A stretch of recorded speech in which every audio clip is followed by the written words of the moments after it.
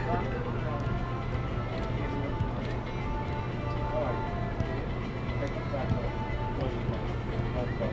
one is that?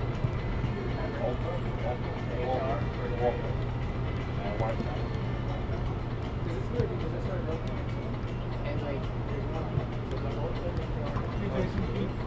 which I wanted on screen maybe and it has a lot more like it has everything that the Lord has. Right? The original one, I see it when I go to the YouTube site. The smaller one was higher price.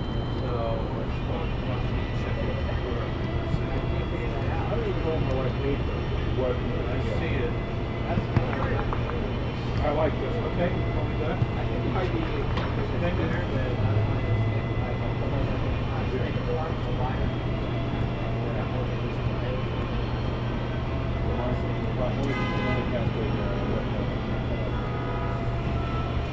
Yesterday I walked with my head with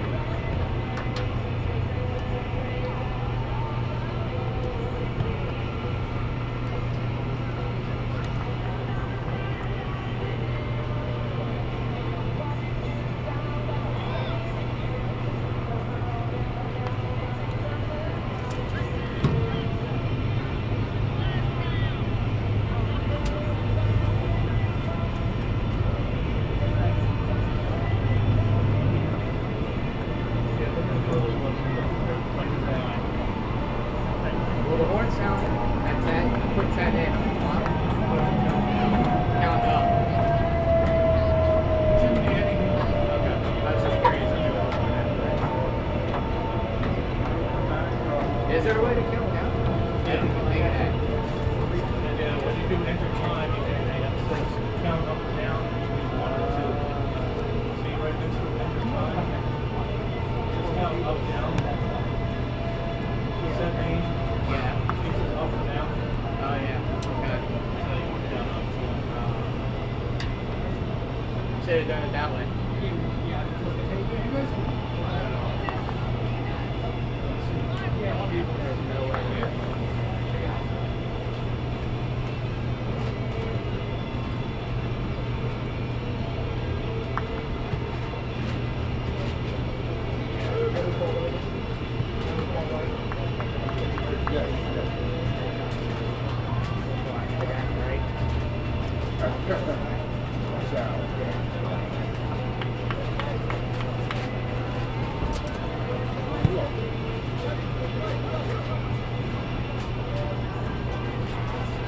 Did the resumes out there?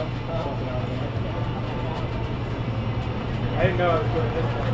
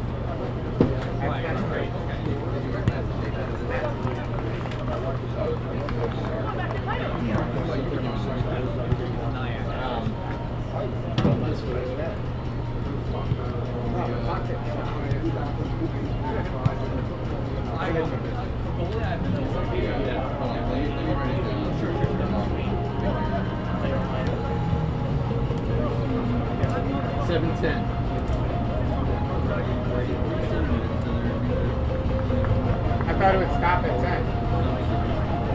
Stop at 44. Now it's happening.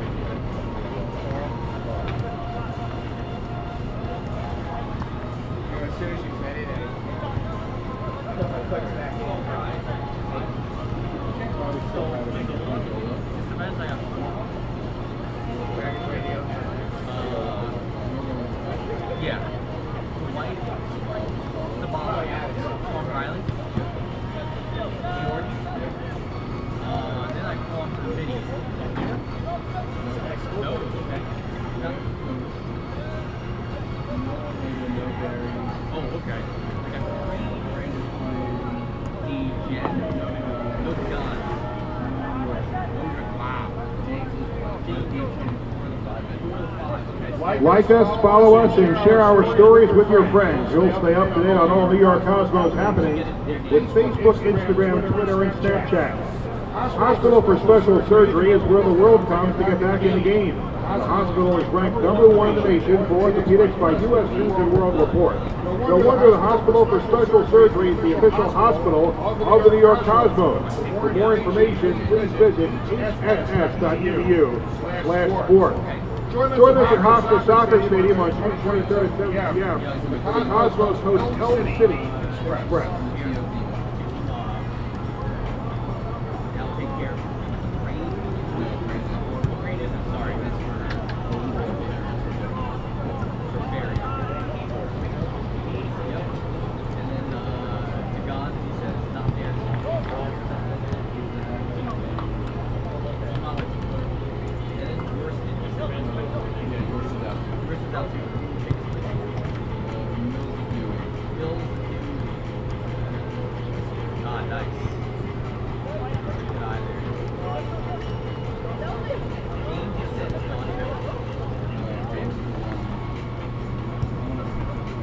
Yeah.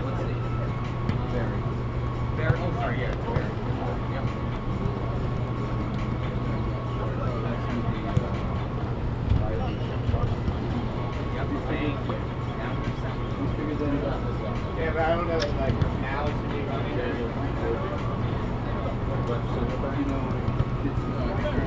No. So he's on the left. He's on the side of the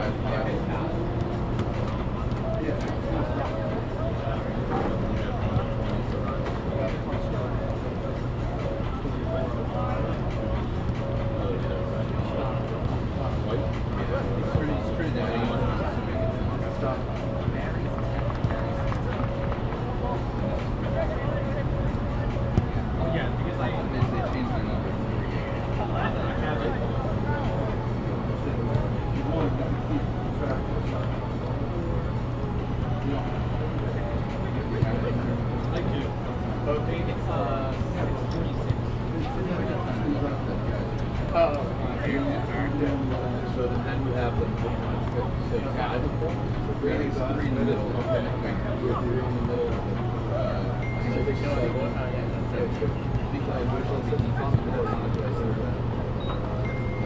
They'll be this group number 6.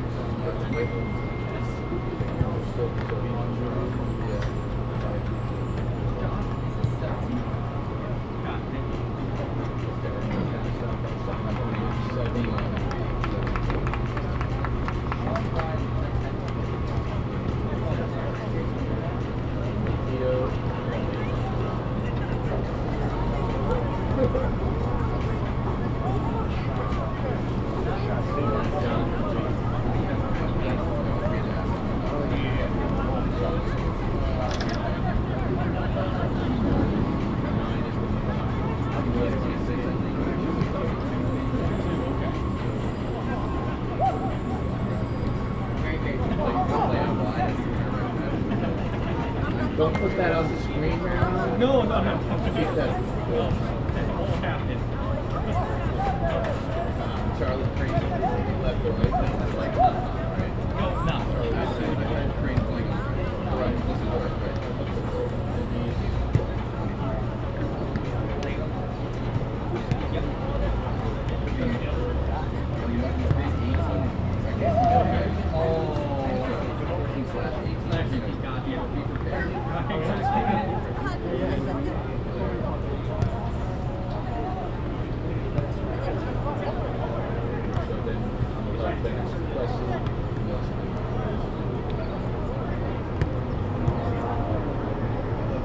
It's either water 26 or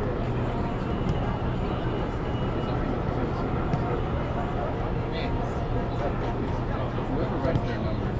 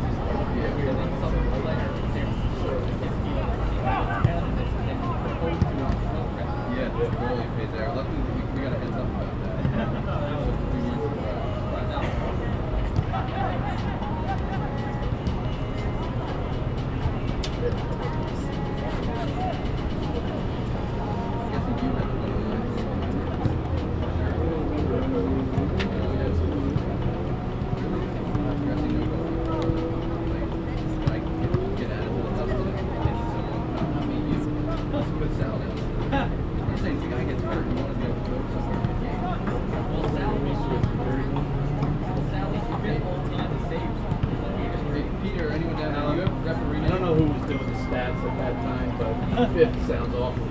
Want me to call Kevin and see if I can get him? If there's a way to get referee names, that would be ideal. Let me see if he's got it.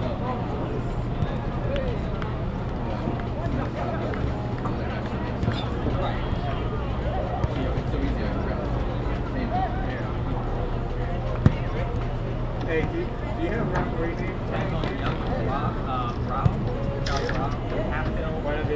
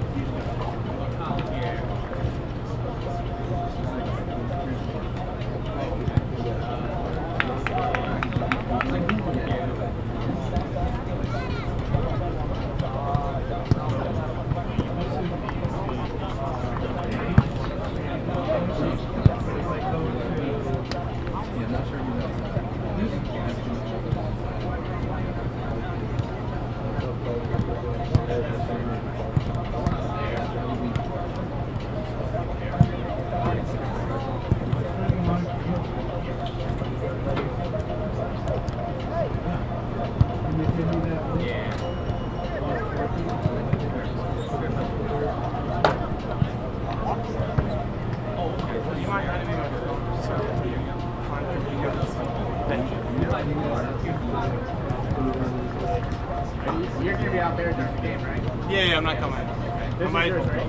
Yeah, that's fine. This is charging. I want to make sure before I throw it out the window. Thank you. Lock the view.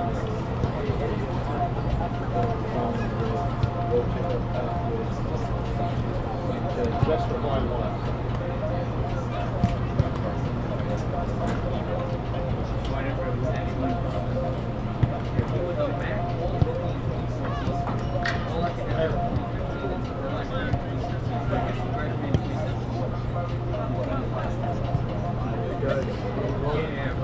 Anybody need water? Thank you so much, sir. Need water?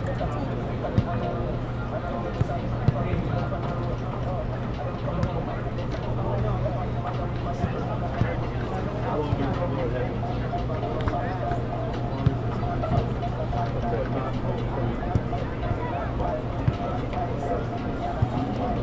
You want to?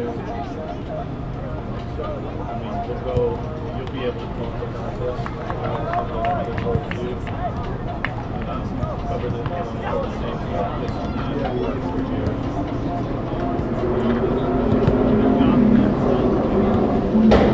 Like this if you want to more. These are all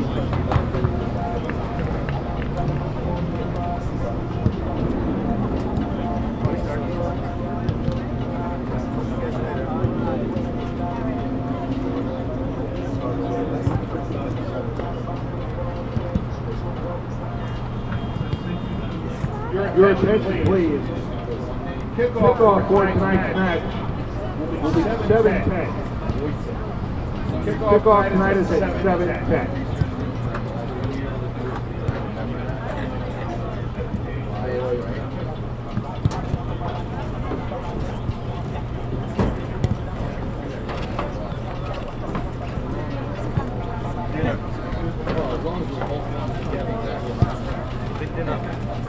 He's off the phone. Can you ask him to turn everything? Keith, can you turn the sound system up? It's view for sure. He's going to be last. You can't really hear it. I'll tell you after the game of the result.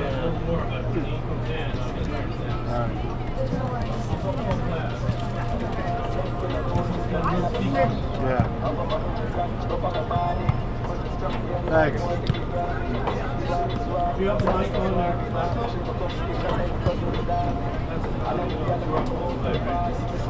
Give me a signal when you come back to time. I think Frank will allow you to get you.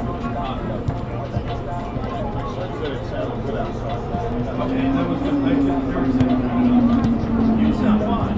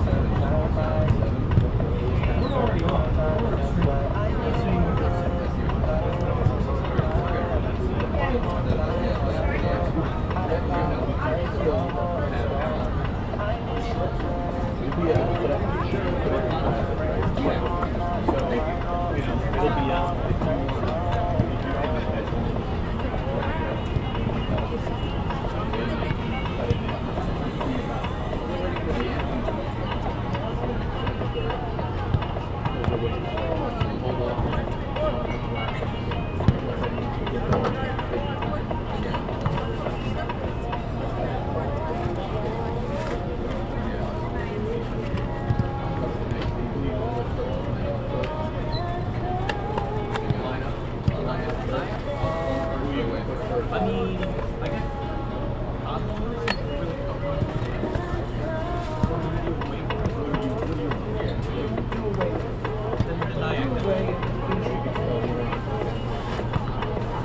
Yeah, good idea. Great idea. Great idea. Do you have the standings up there? Yes, I do. So we can go to the lab.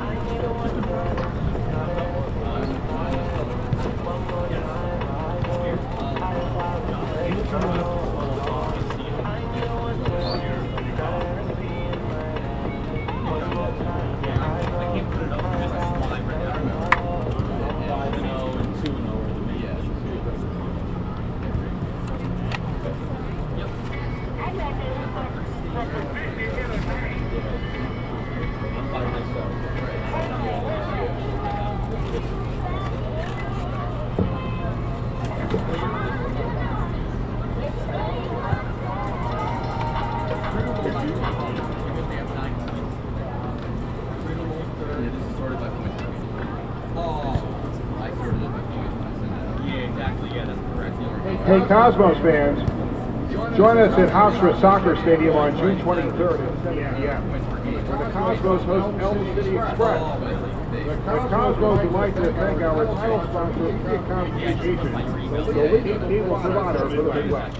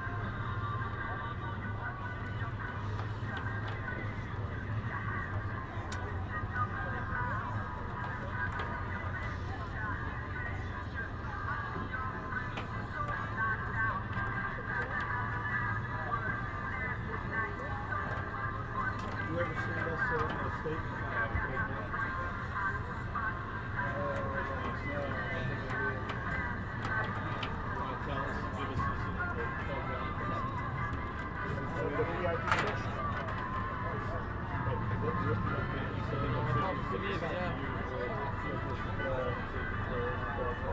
beer or something.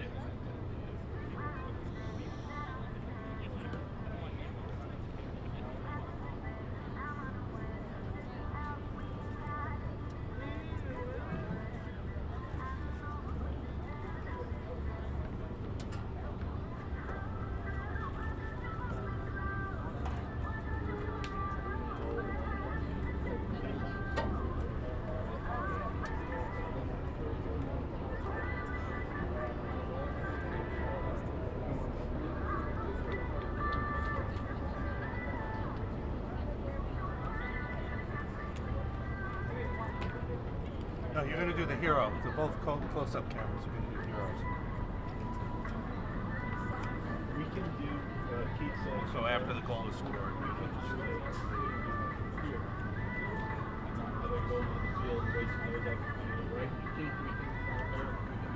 We'll come out here and either go down, have the field in the background.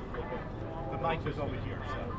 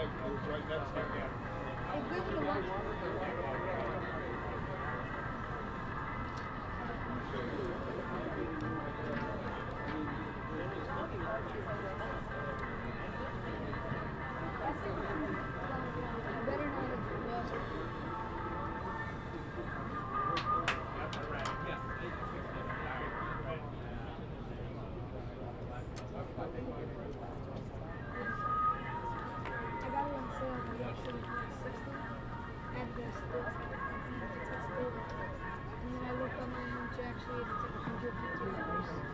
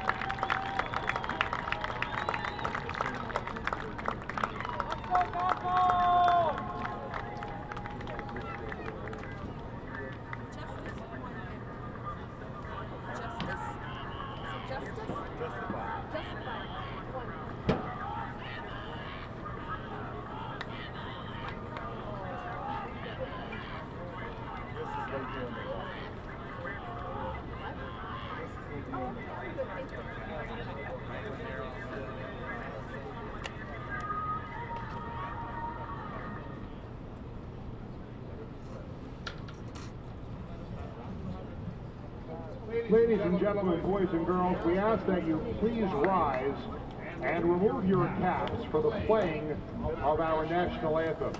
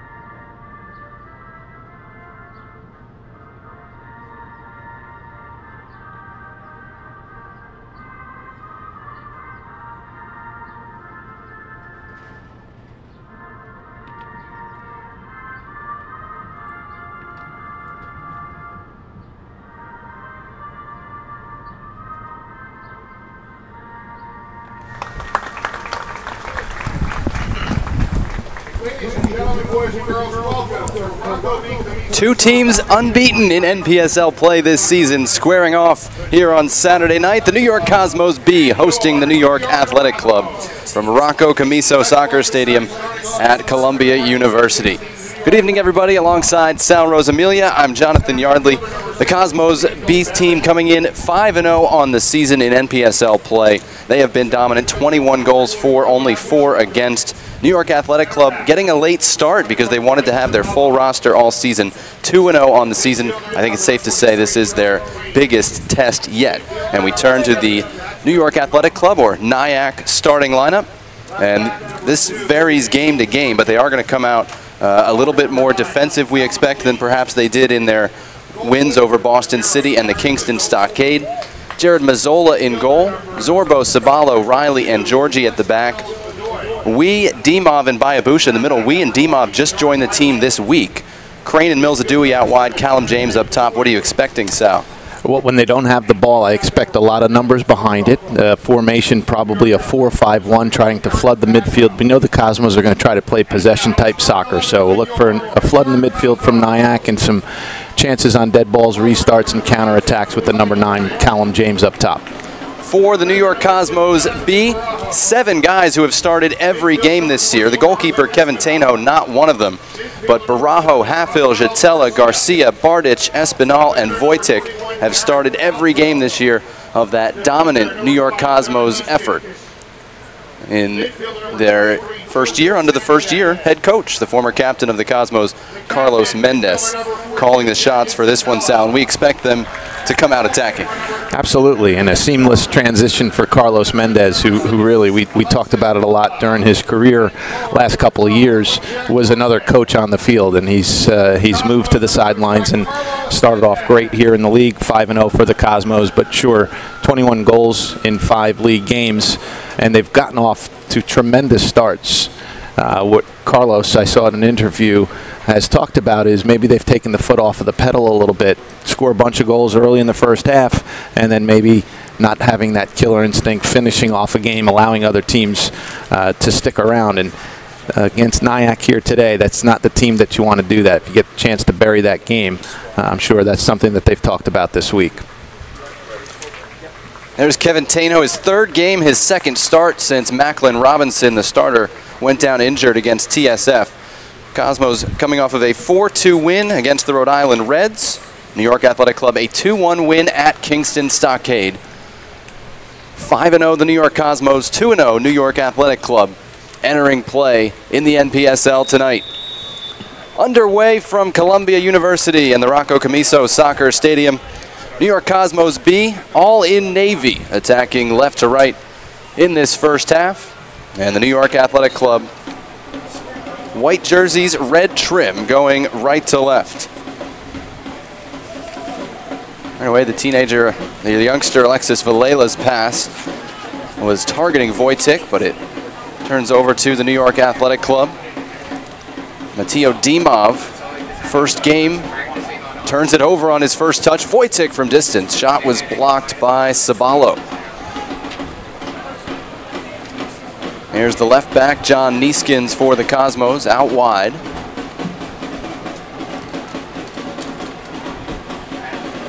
Jonathan Wee sees it intercepted by Neeskins.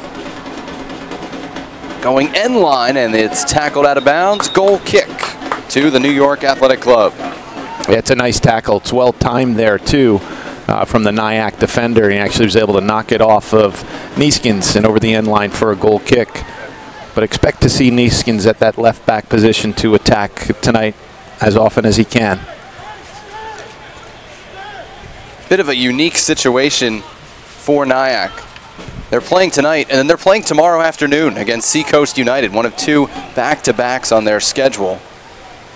They had trouble getting their college players available early in the NPSL season. We're talking late April and early May when the Cosmos B began their season. So they elected to not play a game until May 27th, have the full roster, and just have a tough schedule and some weary legs. So we'll see how it works out for them. We talked to Eric Bagwell, the head coach, before the game, and he said maybe as many as 14 players will be rostered for both games. So it's not a ton of rotation in terms of availability.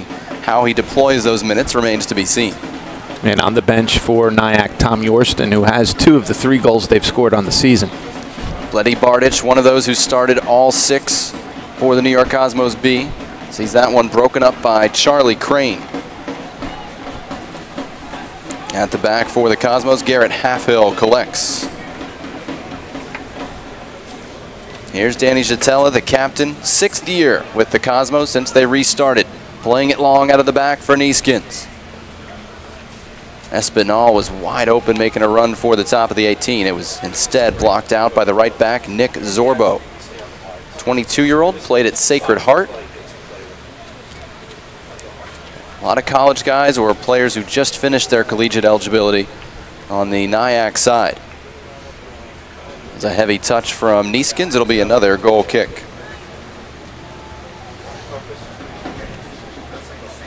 11 teams in the division, so that makes a 10-game schedule very easy.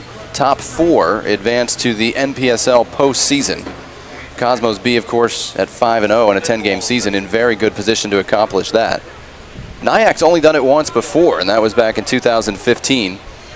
And they unfortunately, after winning their opening playoff game, had scheduling issues and forfeited their playoff game against the Cosmos. Not a great look for anybody, not what anybody wants out of a playoff game. So the Cosmos B leads the all-time series against Nyack, 4 wins, no losses. That includes a 3-0 win last year, and Kevin Taino saved a penalty. Tainho saved a penalty kick in that one.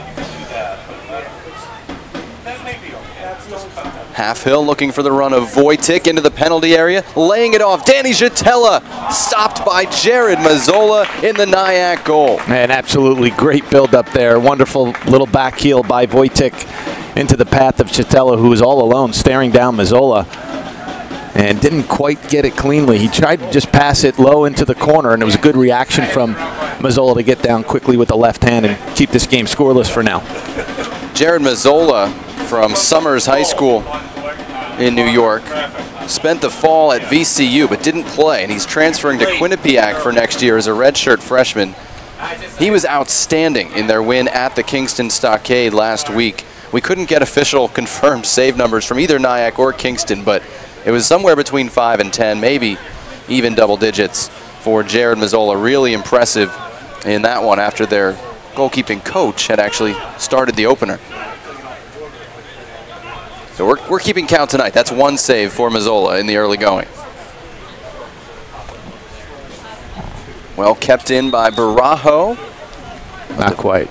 Yeah, and the save sometimes is a misleading statistic. You know, Mazzola had some big saves, a handful, whether it was 5 or 10 overall. He had 3 or 4 that were goal stoppers in that match and helped them win that game when they were probably outplayed. You would have to say, to be fair, they were outplayed in that match, and he kept them alive. So one save, but it's a huge one already, especially within the first 5 minutes on the road, keeping this game scoreless.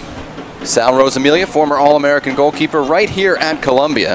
I thought you'd say every save was a huge save as goalkeeper padding those stats. But you're right, Mazzola was one of the big reasons they were able to come away with the win against Kingston. And thanks for squeezing that in there, Jonathan. Can't shortchange you.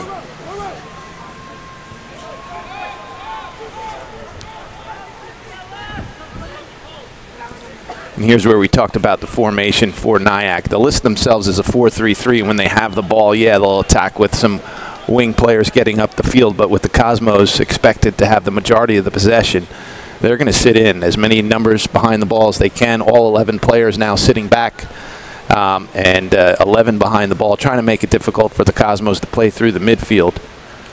But we've seen some nice little touches around the box already from Bardich and Zatella, creating a good chance. And again, I don't think it's by accident Eric Bagwell elected to take this stance against this opponent, a team that's leading the division by a wide margin, on the first night of a back-to-back. Yeah, you don't want to get stretched out. You certainly don't want to go chasing and high pressure unnecessarily when you have another match tomorrow. Soccer at this level, at this age, is not meant to be played back-to-back. It's not a U10 Memorial Day tournament. There's Barajo to throw in.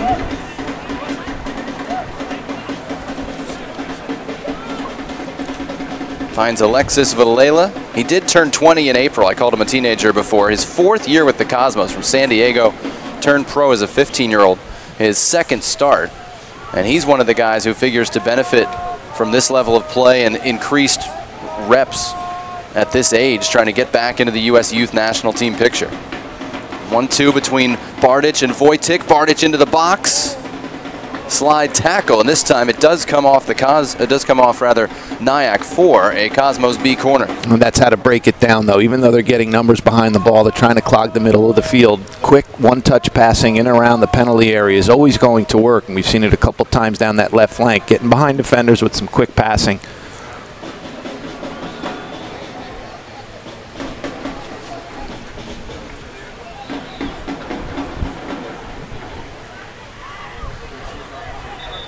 That was a double touch on the corner, and they absolutely wasted it. You can see the apologies coming from Barajo, who went all the way across to take the corner and winds up with a miss. I beg your pardon, I blamed the wrong guy. It was Espinal.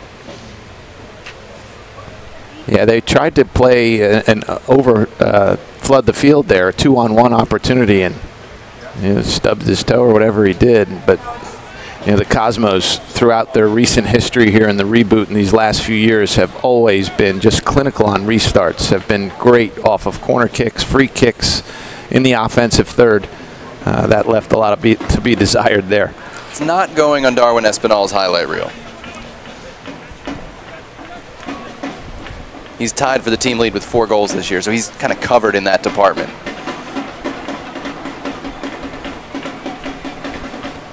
Valela out wide for Neeskins.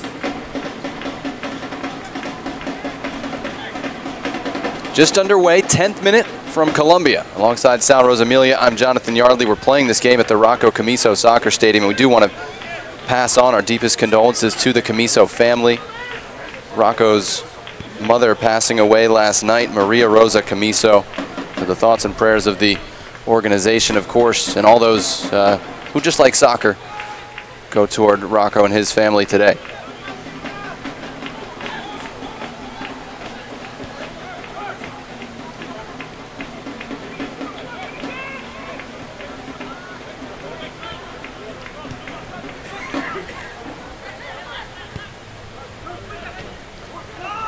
Wojcik had to wait for the pass, gets the ball into the path of Joey Sanchez, but too far for him. It's out for a goal kick. Again, even though they're sitting in Nyack here, trying to let the Cosmos play in front of them, they are finding some gaps between the back 4 and that flood of players in the middle of the field. And Bartic and Wojcik and some other players, Satella, are finding some room there where it's pretty tight to work. The next Cosmos B home game will be June 23rd, 7 o'clock at the Hofstra Soccer Stadium. The Cosmos will host the Elm City Express, defending NPSL champions. 100% of ticket proceeds will go to Street Soccer USA and their New York City youth soccer programs. That's June 23rd, 7 o'clock, out at the Hofstra Soccer Stadium. This one of 2 games scheduled to be hosted at Columbia. The other is July 7th against Kingston Stockade. Added a third due to some weather issues.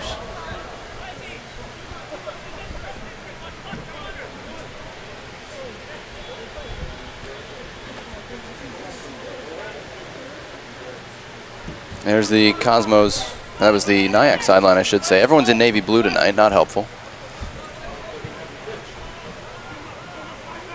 A nice turnout here at the Rocco B. Camiso Soccer Stadium. The 5 points representing. As always. Rafa Garcia splitting the center backs. What a pickup he's been for the Cosmos. Scored those 2 goals against Brooklyn, including the ridiculous one from midfield. And he's another one of those Cosmos players that started every game and played almost every minute. Here he is, the vet. Headed away by the veteran Sean Riley at the back for New York Athletic Club. 27-year-old who is an assistant coach at Manhattan. That's amazing in the NPSL when you talk about the number of players coming and going all the time. The fact that the Cosmos have that many players who have started every single game in the season just talks a lot about their organization and how they've put things together and the professionalism that they've always run the club. And why it's been successful. You know, you've got some players here who played last year for the Cosmos in the NASL and are still continuing on. You have Carlos Mendez as the head coach, who has moved to the sideline, and the Cosmos just continue to move on and do well. I can tell you they train a lot more than some of the NPSL clubs I talk to. And it has certainly showed in their performance. 21 goals for, 4 goals against. Of course, the only blemish on their record this year, that Open Cup play-in exit at the hands of friendly foes, the Brooklyn Italians.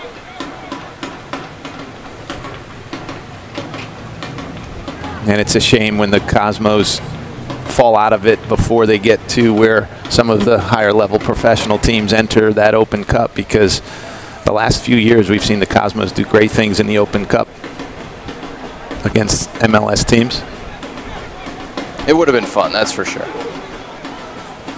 Garcia floating this one in, headed away by Riley. Second ball though, still loose. Hard tackle in the midfield from Jonathan Wee. He and Garcia discuss it afterward. Ball falls to the Cosmos. One really good scoring chance in the game. It was Danny Jatella breaking in on goal in the 4th minute after a nice back heel from Wojciech Wojcik, and Jared Mazzola in the New York Athletic Club goal made the critical stop. Well, because Nyack can continue to play like this for as long as they can keep it 0-0.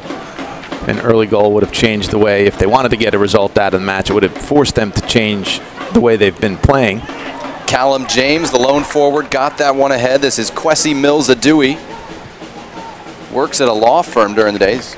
Another guy in his mid to late 20s. And Tainho able to keep that one in and save what would have been a corner kick. His name is almost like a law firm in and of itself, isn't it? Say it again. Kwesi Mills-Adui. You're right. You could just add an LLP and you're good to go. There should be a jingle and a phone number to call in. He's 31. I've shortchanged him. Told you they got an open spot on the bench for us, Sal. Espinal able to find Sanchez in the box, but he took 2 lime on the ball, and Sabalo, former Trinidad and Tobago youth international, able to come in and break it up. There's the height mismatch of the years. You get a look at Mazzola. Wojcik stands 6'4" for the Cosmos up front. This one almost finds him, and it's cleared away by Zorbo at the last second. Not out yet, though. Jatella and Garcia. 2 straight chances for the Cosmos where that first touch in the box was just a little heavy. Barajo's cross allowed to bounce. Sean Riley able to get it away. And the law firm of Kwesi Mills and Adui able to win a free kick.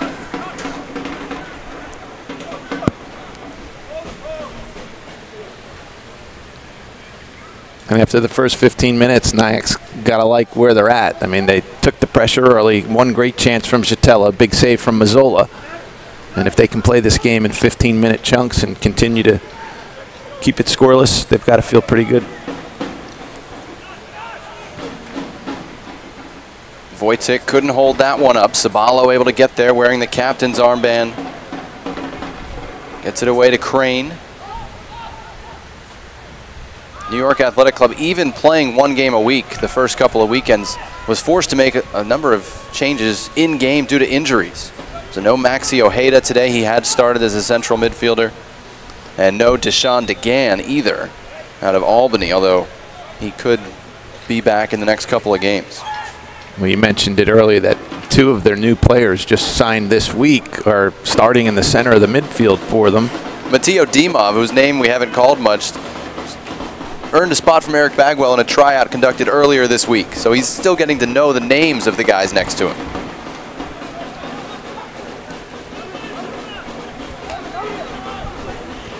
Well, you do such a good job preparing. You probably could have charged him to fill him in on exactly what his team is like.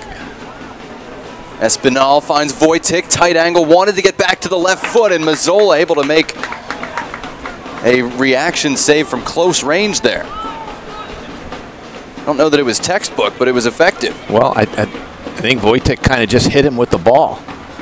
It was a great chance. Wojcik found himself point-blank range, got the ball to his left foot where he wanted it to, and then just kind of hit it right at Mazzola. Halfhill with the intercept to win it back for the Cosmos. Here's Jatella.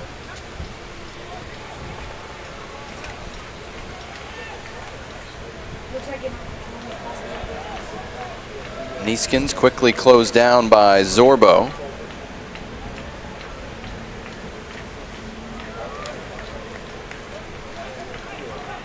Be another goal kick for the New York Athletic Club. No score 18 minutes in. The Cosmos would like to thank title sponsor Mediacom Communications, the leading cable provider for the Midwest.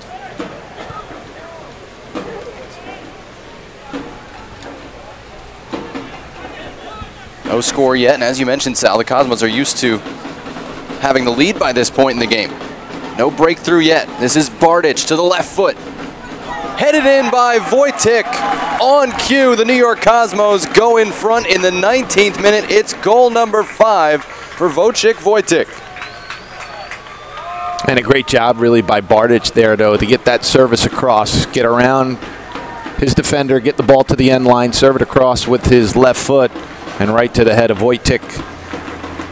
who is a very good goal scorer. He's not going to miss that opportunity. Nothing Mazzola can do on that one. And you figured it was coming the way the Cosmos were playing. Constant pressure really the entire 18 minutes has been in their offensive half of the field. But it was good work from Bardic, creating some space for the service into Wojtek, who was right there, point blank range. Here it is, creating an opportunity there. Bardic faking it to the inside, then with the left foot right across the 6. Perfect opportunity. And Wojtek had a simple header tap in.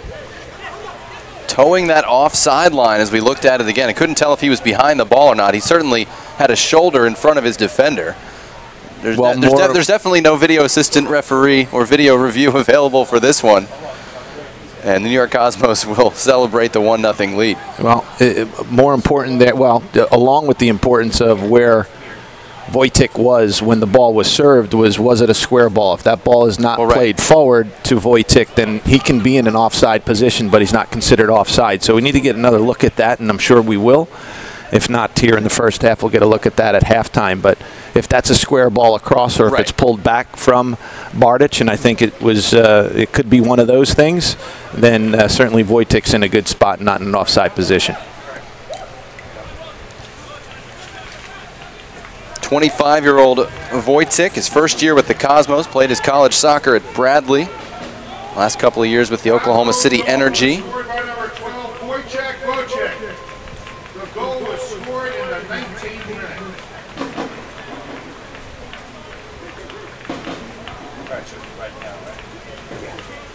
We'll see if that affects either team's game plan in the early going, as Halfhill can't connect with Barajo. Well, at 1-0 here, still in the first half, Nyack, there's no need to really change the way they're playing. A second goal will kill. They won't be able to continue to play like that, and then they've got to try to figure out how they're going to manage for tomorrow's match. But at 1-0, they're okay.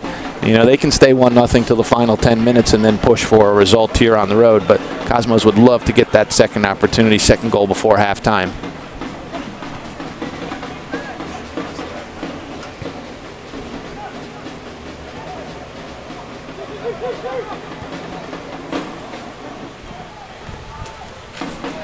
Here's Vallela, one of the center backs, switching with Neeskins.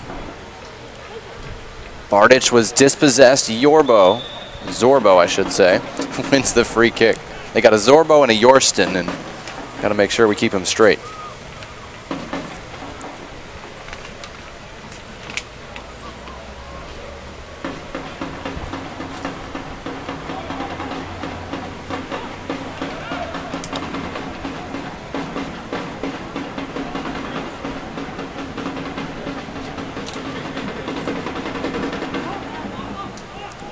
So this is Dimov. We were told played with Seacoast United, who he'll play against tomorrow.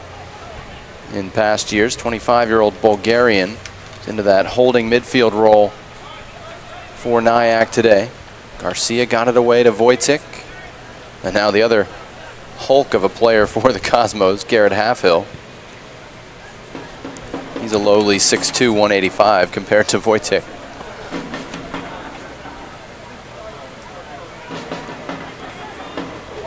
Great touch by Sanchez. He gets the ball back.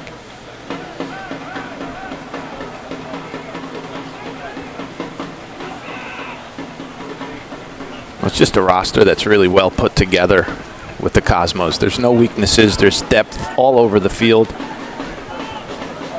got 5 players already halfway through the season with multiple goals. 3 players already with at least 4. There's just a lot of weapons. They defend well. And they seem to have maintained their intensity. Again, they've had some games where they've been in control for much of it. I know you said that's been an issue as Garcia hits a terrific ball to find Neeskins, crossing it to the back post. Barajo keeps it alive. And the finishing touch comes off the boot of Joey Sanchez. 2-0 Cosmos B here in the 24th minute. What a move, starting all the way back in midfield. Well, that's Cosmos soccer. Multiple passes, possession game, creating opportunities, one-on-one ability, services into the box. There's a great job by Barajo cutting that ball back. Not able to redirect it on goal himself, so there's what how you're coached to do it. Pull it back towards the penalty spot. If you can't play it square across the 6, and he pulls it back and Making the run is Joseph Sanchez, expecting that ball played from Barajo, reading it that he wasn't going to be able to redirect it on goal, getting himself into good position in the box. And then, again, a great finish, clinical really, from the Cosmos here in the first 24 minutes. Only the third game for Sanchez, 26-year-old, played his collegiate soccer at Adelphi here in the New York area, Division II school. And again, the play really goes all the way back to the terrific long ball from Rafa Garcia. I mean, the knuckle on that through Zorbo. He was trying to follow it. Could have been right there had it been an easy one to track, but it was kind of whistling over there to Neeskins. There's Sabalo's version of the same pass, headed down by the left back Georgie, but nobody there for Nyack.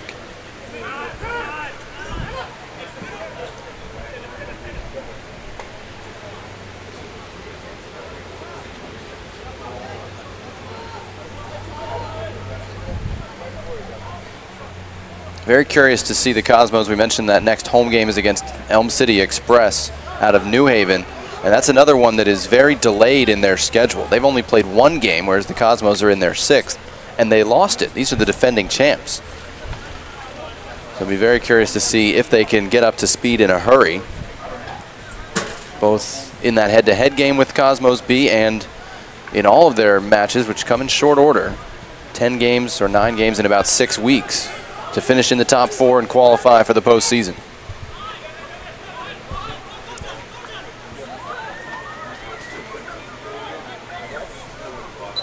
Wojtek with the left, blocked by Riley, comes back to him. Now by Abusha, able to turn out of trouble. Mix of New York area guys with a few foreign players brought in from colleges for the New York Athletic Club. Well won by Bardich there for the Cosmos.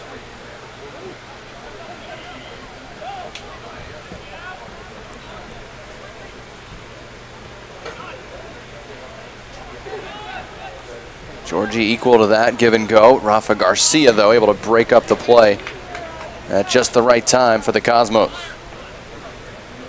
And here's where it gets tough to change in the middle of a half how you were playing, right? You were sitting with 11 behind the ball as often as you can, trying to keep the Cosmos from scoring. They were creating chances. As long as you keep it 0-0, the energy is there, the life is there, the belief in what you're doing and that it's going to be successful is there. But now it's 2-0 in the 27th minute, and now you have to change the way you're playing. And it's tough to do that on the fly, and it's even tougher to do it when you know what do you do now? Is you got a match tomorrow, and a lot of these guys are going to be asked to be right back in the lineup tomorrow. Do you try to chase this game down 2-0, or do you continue to play sitting back and taking the result that you can get here and hope that you get a better one tomorrow? 11th year in the NPSL for the New York Athletic Club, and again, their only playoff appearance was 2015. So off to a 2-0 start.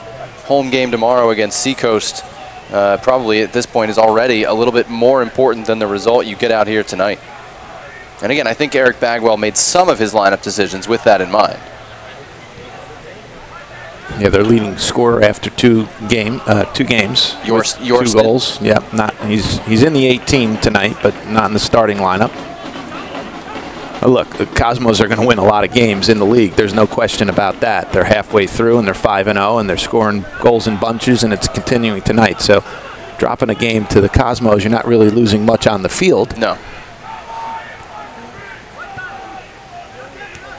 But a local rival, and certainly don't want to get embarrassed here, but the Cosmos have been doing that so far pretty often. Their last 3 matches, 6-1, 5-0, and 4-2. There's another one of those whistling long balls. Finds Barajo. Layoff, Jatella wide of the back post. Mazzola had to make a save, though, with Bardich crashing the 6-yard box. And he started that run almost at the top of the box, so he was clearly in an onside position when that ball was served. Another big save from Mazzola. It seemed like nobody in white reacted to the fact that that shot, which was going wide, could stay in play. Well, Bardich read it early. You see the shot totals already quite lopsided in favor of Cosmos B. They're on the move here. Jatella's pass was intercepted by Abusha away to Mills Adui. 31-year-old playing in a league of college kids. A little bit more established pros, of course, on the Cosmos B side. Georgie stepping forward, trying to find Callum James, who had the game winner against Boston from that forward roll. Cosmos back line able to deal with it. 30th minute from Columbia. Jonathan Yardley and Sal Rosamilia with you. Cosmos B in front on goals from Wojciech Wojcik in the 19th minute, Joey Sanchez in the 24th.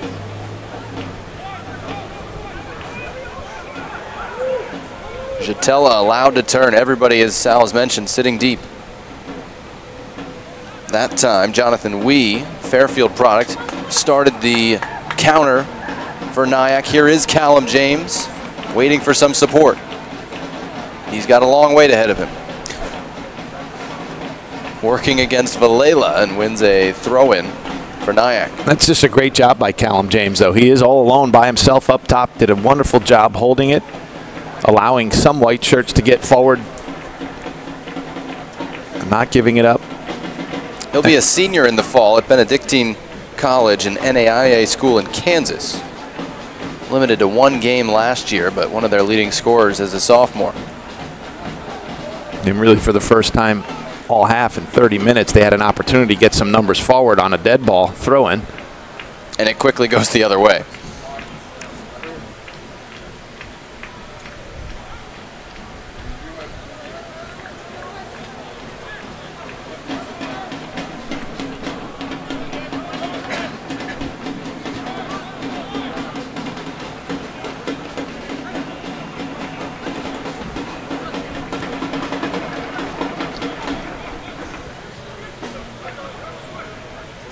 Espinal gets it back from Garcia, puts it through the legs of one man, keeps going after a dummy.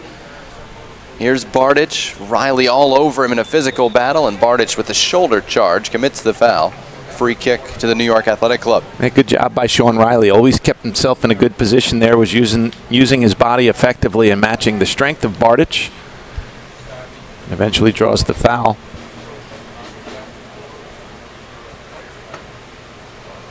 Three saves from Mazzola, we're counting. And really each one could have been a goal. Pretty difficult. Yeah. He's not getting any 30-yard dribblers in this one, or at least he hasn't so far. Here's Garrett Halfhill, 24-year-old, turned 25 in July. Played at Xavier collegiately, played with FC Cincinnati last year. Big things going on with that team, of course. And a little more playing time coming his way with Cosmos B this year. Riley again, a good defensive play for Nyack. We able to switch for Charlie Crane, 23-year-old from England. No foul there. We just play on. Rafa Garcia discussing things with our official. Yeah, well, I wonder if Callum James, his feet got tied up with the Cosmos player. If he was in free with the ball and was able to get on the tail end of it, would the referee have blown the whistle there, or did he just allow it to continue on because Cosmos had possession?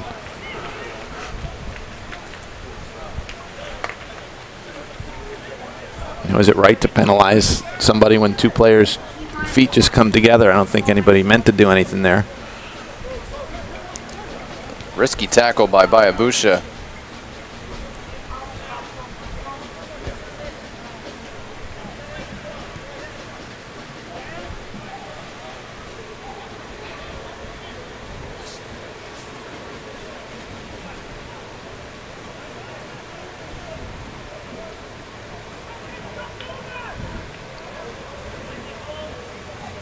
Halfhill to Barajo as the New York Cosmos B try to unlock a team that is sitting deep against them. They've gotten two already to take control of this one. As Sal mentioned, coming off of some resounding wins, although Rhode Island Reds at least kept it to a 2-goal deficit.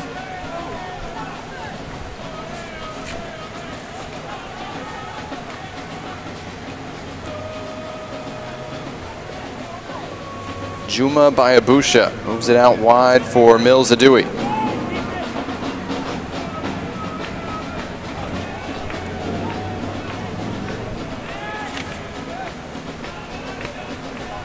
Now Sabalo played collegiately at UConn. Here's Jonathan Wee. Able to turn away from Garcia, but the 29-year-old Rafa Garcia able to recover and win it. And Sal, look, there's a lot of guys on the Cosmos side who are too good for this level in some ways. Rafa Garcia, to me at least, in the first 35 minutes stands out as the most obvious of those. Yeah, proven his class, and Chatella obviously has played at multiple levels higher than this throughout his career. That'll be a foul that gets pulled back here. Dangerous free kick coming for the New York Cosmos, about 25 yards from goal. Wojtek's another one, and Bardic has scored goals in the NASL. So you're right, you will get, in the NPSL, you will get a wide range of quality in teams. And it's great, it's why we love it. I mean, you got teams, again, who train once a week or don't train. And in some cases, they're going head-to-head with and beating teams that are training regularly. It's a wide range, but you could put Rafa Garcia on, I think, any team in the top 2 levels right now, and he'd be comfortable. Neeskens is the left footer. Espinal, the righty. Neeskens with the left, a little ambitious there, and got under it just a shade. Final 10 minutes of the first half. New York Cosmos thoroughly in control at the moment. Goals from Wojtek and Sanchez, the 2 front runners. Coming off of crosses from Bardic and Barajo. But both initiated on the left side, it should be noted, with Neeskens getting forward on the second goal.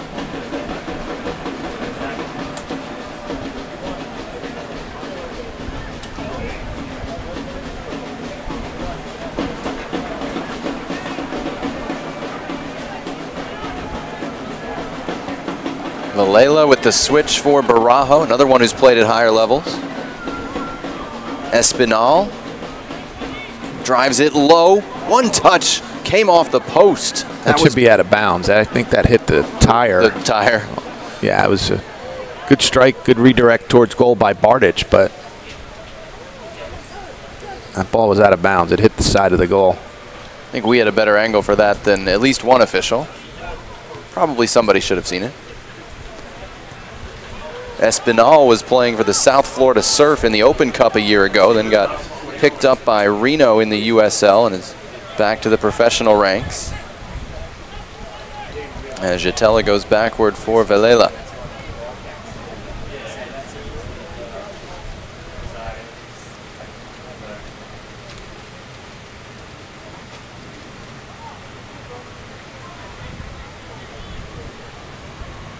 Outside of the right foot pass forward, Sanchez goes down.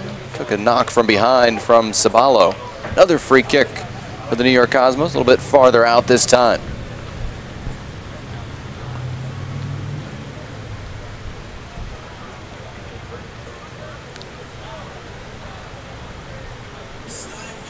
Shot or cross, Sal? It's right there. It's about 30 yards. Oh. Yeah, they're looking to play quick. Espinal will take the shot. Never seen one he didn't like. And it turns over. Sabalo trying to get out of trouble and did. He'll continue forward. They needed somebody to. Now has to take a step back, and Sanchez able to win it back. With the talent they have in serving balls from that spot on the field and the size that they can put on the tail end of those services, I think from 30 plus out, that's going to be a service every time. And Mazzola's proven to be a pretty good shot stopper too, so tough to beat him from that distance. Milza-Dewey, good timing for the run of Callum James. Valela trying to stay with him, slides the ball and wins the throw-in for New York. He kicked it off of Callum James's foot in the process. Really nice tackle. Yeah, we've seen Sean Riley do that on the other side, win a tackle, knock it over for his own goal kick. That time Valela, great timed to the ground. He was at the Under-17 World Cup 3 years ago in 2015. Didn't get into games in that effort, but has been part of the U.S. Youth National Team setup. And again, he's a 98, just turned 20 in April. That's amazing. He's been around this Cosmos team for so long. Well, it's a little bit a blessing and a curse, right? Because you saw a player like Calvillo have his breakthrough last year and earn a shot, elsewhere when the NASL season didn't materialize for the Cosmos. Vilela hasn't gotten that opportunity or hasn't won it and made the most of the playing time he's gotten yet, but still only 20.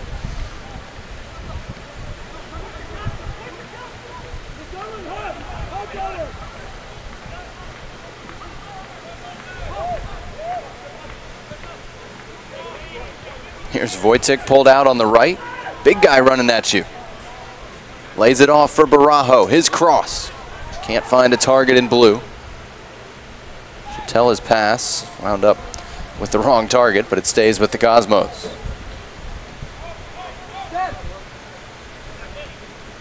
They are really packed in tight now. They are 35, 40 yards from goal, all 11 players. They're just trying to get to halftime at 2-0 right now and kind of reorganize and make some of the changes available to them. And you understand. No shots in the game, and as you mentioned, not a lot of possession in the final third. And even more understandable when you realize that they've got to come back in 24 hours and do this all over again. 4 o'clock kickoff tomorrow on Travers Island. Wow.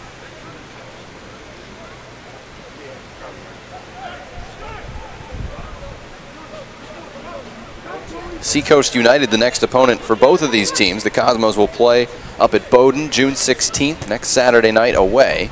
And we told you Seacoast United down here playing New York Athletic Club tomorrow.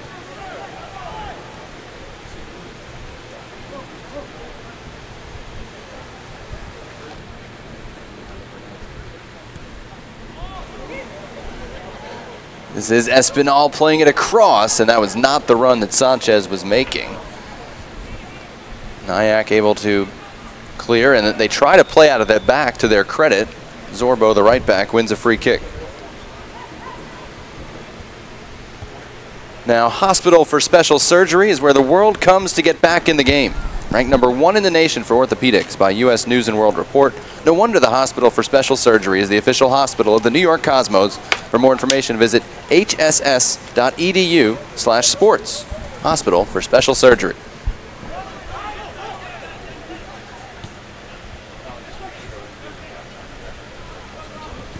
Mills Dewey with the switch for Charlie Crane. Missed touch, though, right on the Columbia logo. Comes right back, though, to Jonathan Wee.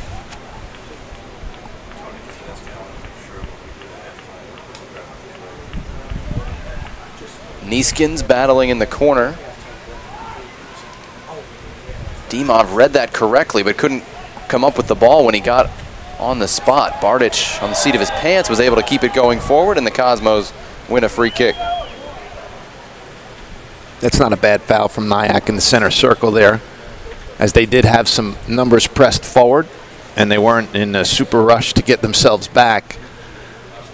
The Cosmos can counter pretty quickly with some really talented players, so good job holding them up there.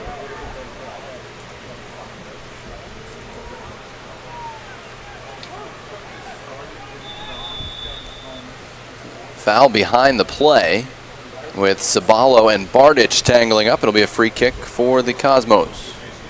Yeah, that's tough sometimes for the referee to see. It comes a half a second after the ball's been passed somewhere else, and the referee will follow the action with the ball, but he caught the clip from behind.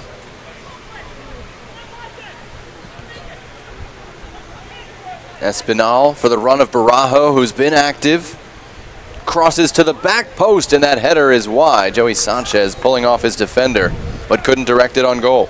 Yeah, the Cosmos will attack you from the right back position through Barajo, and certainly early in the game we saw Nieskins from the left side getting up the field, and it's just coming from all over, and there's goals. Multiple players, 5 different Cosmos players have scored 2 or more. It just makes the job defensively so difficult when you have the outside backs getting up the field as well. No Macklin Robinson, the goalkeeper, no Chris Wingert at the back. No problem for the Cosmos so far. Garcia on the move. Sanchez has Espinal outside of him, uses the Honduran-born Floridian. Comes all the way back to Jonathan Barajo.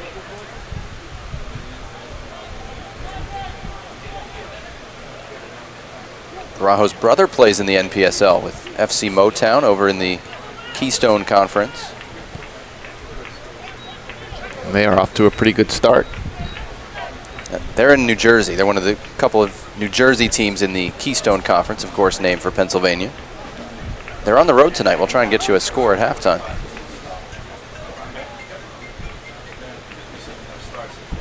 Kingston Stockade also had a 6 o'clock start, so we might have a final score in that game. That's combination play at the top of the box, and that's the upper 90. Danny Jatella with a throwback and a blast to make it 3-0 late in the first half. Wow, what a finish. Almost on a half volley there. You almost expect Jatella to try to pull that down and find somebody else from that distance on the field, but there it is from just outside 20 yards out. Ball's bouncing to him. And just perfect technique. Gets it off the laces, locks the ankle, points that toe down, and just rips it into the upper 90. No chance again for Mazzola. And this is why sometimes stats for goalkeepers are misleading. He's taken in 3 goals in 45 minutes, but he's been by far the best player on the field for Nyack. Nothing he can do with either of the 3 goals, and really it could be 6. He's made some tremendous saves. Third goal of the season for the 30-year-old captain, Danny Jatella, and it brings down the curtain on a first half that saw the New York Cosmos B dominate to the tune of a 3-0 lead over the New York Athletic Club. Goals from Wojciech, Sanchez, and right at the end of the first half, Jatella lifting the Cosmos into this 3-0 lead. And they, again, did completely dominate the half. 11 shots against none for Nyack. As we break at halftime here, just at the very top of Manhattan at Columbia University, Camiso Soccer Stadium. Sal Rosamilia is going to be joined by Cosmos director Eric Stover here at halftime, so stay tuned, or at least keep the audio on wherever you're watching while you fix yourself a snack and hear what Eric Stover has to say about the current state of the Cosmos halfway through their NPSL season, of course with the Cosmos B tag. Controlled this one. Jared Mazzola, key stop on Danny Jatella early. That was way back in the 4th minute, but Wojciech scoring in the 19th minute, a wide open header after good work by Bledy Bardic to put the Cosmos in front. And it was just 5 minutes later, really terrific move. Started with a long ball from Rafa Garcia at midfield, switching the ball to the left back. John Neeskins getting forward. He crossed, and the right back, Jonathan Barajo, was at the back post. Dropped it off to the penalty spot where Joey Sanchez was able to finish with a little bit of a deflection. And then, just as we were nearing halftime, Danny Jatella pulled one out as the ball fell kindly to him just outside the penalty area, and he rifled it to the top right corner to make it New York Cosmos 3 and the New York Athletic Club nothing at halftime. Reminder to like, follow, and share Cosmos online. Share stories with your friends. You'll stay up to date on all the New York Cosmos happenings via Facebook, Instagram, Twitter, and Snapchat. From NPSL play to so much more. All of that available online with the New York Cosmos.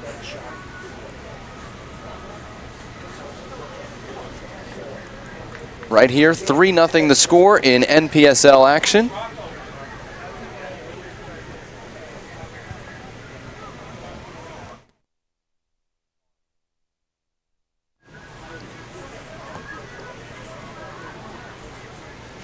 As Sal and Eric Stover are getting set up, we'll hear from the Cosmos boss in just a second.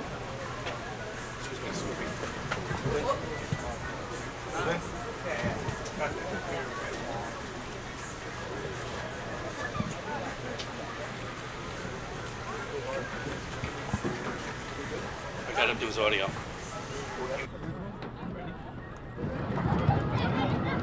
We are ready now. Sal Rosamilia standing by with Eric Stover.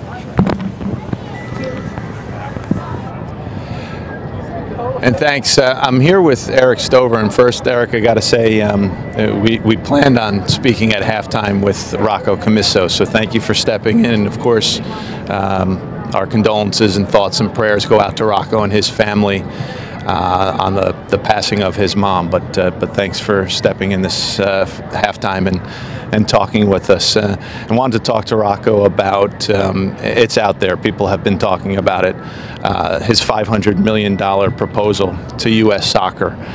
Can you talk, for those who haven't heard about it, haven't read the proposal from Rocco, can you tell us exactly what he's trying to accomplish? Sure. So as you said, it was a $500 million proposal, $250 from Rocco himself, and then investment firms and other potential owners were interested. And really, it was envisioned to be an infusion, a huge infusion of cash into lower division soccer that hopefully, will reestablish the NASL and get it growing, get it back on stable ground, cash infusion for infrastructure, so not just running teams, but building out modular stadiums, investing in players, investing in youth systems. So it was a very real commitment, made a lot of sense. I think we were hoping for a better response from U.S. Soccer, and certainly what we were hoping to accomplish was to address many of the concerns that people have with the state of soccer in this country. And unfortunately, we weren't able to get to a meeting, but Rocco remains committed, really wants to see the Cosmos back on the field again, the NASL playing again, and lower division soccer doing better in this country.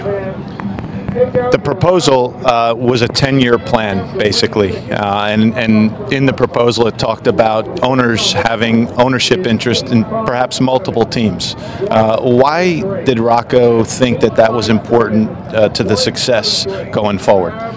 Yeah, I think those two things are absolutely critical, and it was smart of him to put those in as requirements to get a conversation going, because our issue in the NASL over the last few years was teams were being poached, and then other investors were looking at that and saying, well, this league isn't quite stable enough. I'm going to put a lot of money into this team. What am I going to have in 5 years and 10 years time? And so to have the ability to know that, first of all, a man of the stature of Rocco Commisso has put in that amount of money. He's not going to leave the next year. That's just not going to happen.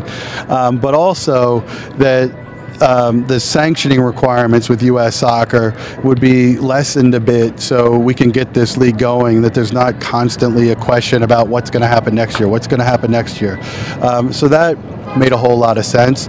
And then with having sort of a centralized investment, whether it's ownership owning multiple stadiums or ownership owning multiple teams, the idea behind that was so the other investors in the new markets that we go into would feel comfortable, would know that this league is going to be there in 5 years. So a mayor in a town or another elected official or a community parks and rec that was going to reinvest in a stadium, those people knew that it was a safe investment, that the league would be there 10 years down the road, and you had stability with your ownership group. So those things make perfect sense for trying to grow a new league, and we've seen it across this country for years. New football leagues get started. We've seen it in lower division soccer in the United States. These things come and go, and you need stability. So those two provisions were a foundation meant to keep the league going. You had mentioned that Rocco hasn't had an opportunity, or no one really behind this proposal has had an opportunity to meet with Carlos Cordero yet. Are you getting and I know Rocco has put a deadline out there, he extended it one time. Does the offer still stand if you can get some FaceTime with the powers that be to discuss this moving forward? Well, it is disappointing that if it were me, if I was the president of U.S. Soccer and I had all these lawsuits going on, not just with the NASL, but with other people, the training compensation and solidarity payment issues that are going on, that I would engage those things, because those things are a risk for U.S. Soccer. It's disappointing that we haven't been able to, for someone like Rocco, is committed to the sport as he is, they can't have a meeting. That's frustrating. but you know, we are committed to the sport. No, I've never met an owner that in any sport, and I've been in this the sports business for 22, 23 years in the United States. I've never seen anyone more committed to the sport that he's involved in. So certainly Rocco remains committed. What the path is forward, I'm not sure. All right. Well, certainly Cosmos B is moving forward at this point, and first half has been tremendous, and certainly a lot of Cosmos fans forever are following the game here tonight. Can you talk about what the plan is for the rest of the season? Team is doing extremely well. What's best case scenarios for the Cosmos B team moving forward? Well, first of all, I think we have to thank Rocco, because a lot of guys are in a tough spot. Danny Satella, for example, under contract, but not a team in a league to play in. I think he looked after all of our guys, whether they're still on the team or they went elsewhere. He looked after his staff and looked after his players. Other guys like Johnny Barajo we brought in has had a good professional career but couldn't get a decent offer. And when you're a relatively young guy but getting close to 30 and you know, you've got a family or whatever, and you might be looking at retiring when you've got years left. It was special that Rocco took the decision to keep the NPSL team going and give us the opportunity to keep playing. Obviously, we've been playing good soccer, and you know, we've picked up from where Gio left off. I think Carlos Mendez has done a great job, and we play attacking soccer. We possess the ball, so I feel good about all of that.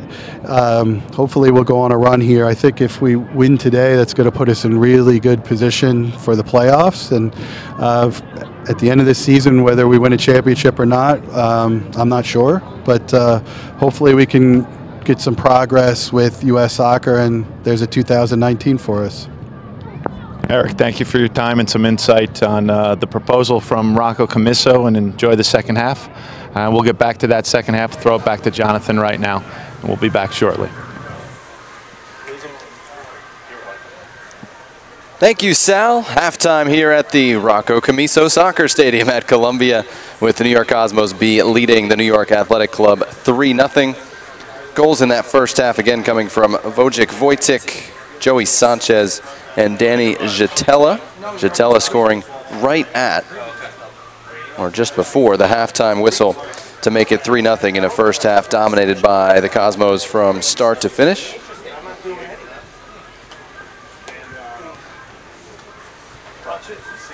As the teams warm up their substitutes and get ready for half number 2. And we want to go around the NPSL as much as we can. There's 90-something teams in the league, so we're going to focus on this division and other games in the area. And we can, let's see, we have one final to report to you. We're waiting on a couple of others. The final comes from Dietz Stadium in Kingston, New York, where the Kingston Stockade beat Seacoast United 2-0. And that's in front of more than 1,000 fans up in Kingston. The Stockade getting the 2-0 win. Seacoast is the next opponent for each of these teams. And as you can see, as we turn to the North Atlantic Conference standings, important 3 points for Kingston trying to get back up toward that top 4 spot. These were the standings entering the day, so the Stockade now 2-3.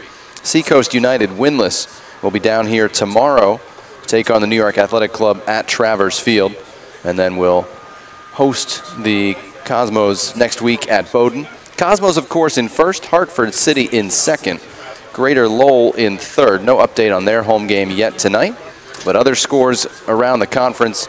Boston City and Hartford City scoreless at the half up at Malden Catholic High School in Massachusetts. And all the way down at the bottom, yes, 11th, Elm City Express, defending NPSL champs, 0-1 on the year, and down 1-0 at halftime to TSF, another New Jersey team. Bit of a surprise on the scoreboard. Again, that's at halftime, TSF 1, Elm City Express 0. Those are the scores we have around the conference. We asked for the FC Motown score, and it was 3-0 at halftime in FC Motown's favor, with the younger Barajo potentially featuring in that one. I believe they were 3-0 heading into one of, I think there was Westchester was undefeated in that division, and FC Motown as well. Yeah, the playoffs have some real powerhouses in this part. I mean, throughout the NPSL, you get Chattanooga and Detroit are some of the kind of well-known teams that tend to show up in the postseason. Of course, Cosmos B beating Chattanooga back in the 2015 championship game, just one of several appearances in the final for them. But when you look at the Cosmos B, you look at FC Motown, you would have expected Elm City Express to be in that conversation. And I'm definitely leaving out some teams. Again, it's a big league, so forgive me for leaving out your favorite team. You mean you can't follow 120 teams at the same time? That's with one Twitter account. I can't follow them. If I had a couple burners like Mr. Colangelo, I might be able to do it. It wasn't him, it was his wife. We're trying to bring in the Keystone Conference and all the Pennsylvania fans. But the postseason for this part of the country, which includes 3 different conferences, and the non-champion with the highest point total actually gets a spot in the semifinals, and then the 3 champions. It'll be a very interesting playoff run as far as who gets matched up with who and how those teams ultimately match up on the field. I've seen a decent number of games in that Keystone Conference. You're all over the place. A bunch of the teams there, and I'll tell you, I haven't seen anybody come close to the way the Cosmos can play. Not just yet, anyway. I haven't seen Motown yet. I'm from Morristown, so I know that. I'm a little bit biased on that. You're wearing your Del Barton green. No, I'm not. No, I'm not. If I did, it would be Cosmos. It's very similar to the Dartmouth green, which is absolutely despised here at Rocco B. Camiso Soccer Stadium. So the Del Barton and Dartmouth logos do share some properties. That silly D and that same green color, and just has no business here. So that's why the Cosmos wear navy blue at home when they play at Columbia, right? Absolutely. Colors of a different sort lighting up the sky tonight over the Manhattan. We can't call it skyline. That's cliffs of Jersey getting up in that direction. We're here on the northwestern tip of Manhattan with New York Cosmos B leading the New York Athletic Club 3-0 as we get set for the start of the second half. Of course, bear with us as we try to make sure we inform you about all the subs that take place in this one.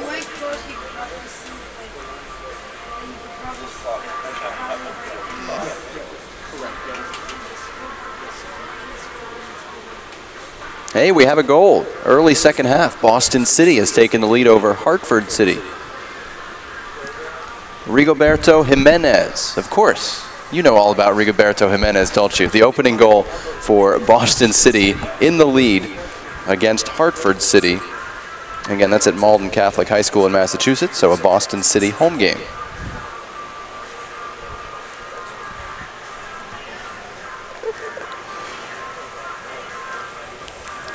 Who did you have in the pool to open the Boston City scoring tonight, Sal? Exactly who you said scored. I win. And justify in the Belmont.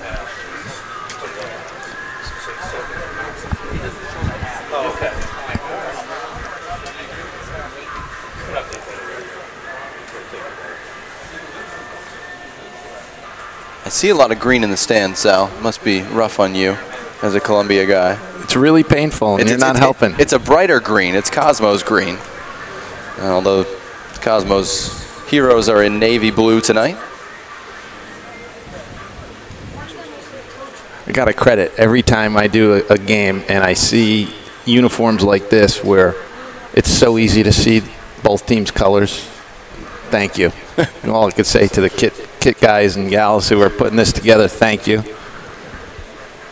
Sal speaks the truth. We are grateful.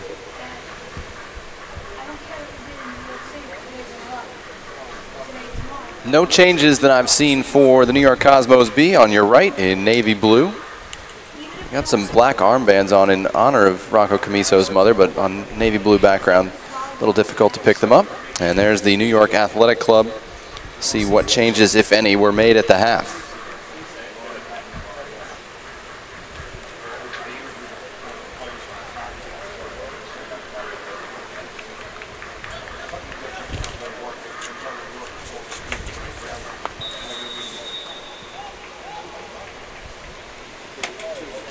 All right, well, I've got one. Travis Blair is in to start with. He was the target of that long ball. Tom Yorston is another. He's on the ball right now, number 10. So 2 aggressive attacking changes in the attacking third of the field for the New York Athletic Club. And right off the bat, a back post cross that Neeskins had to alertly deal with. In case you missed it, we're underway in the second half. The New York Cosmos B in front of the New York Athletic Club, 3-0. Looks like Callum James is out.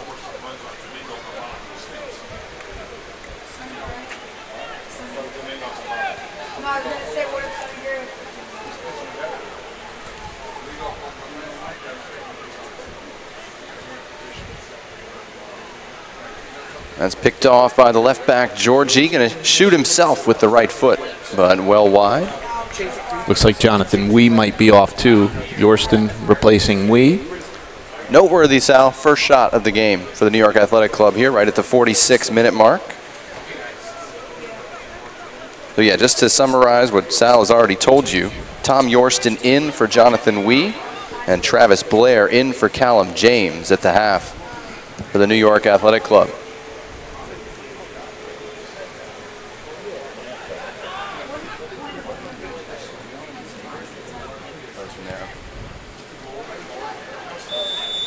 Offside flag is up there against Yorston. He had the 2 goals to beat Kingston Stockade last week, 22-year-old from Northamptonshire, England.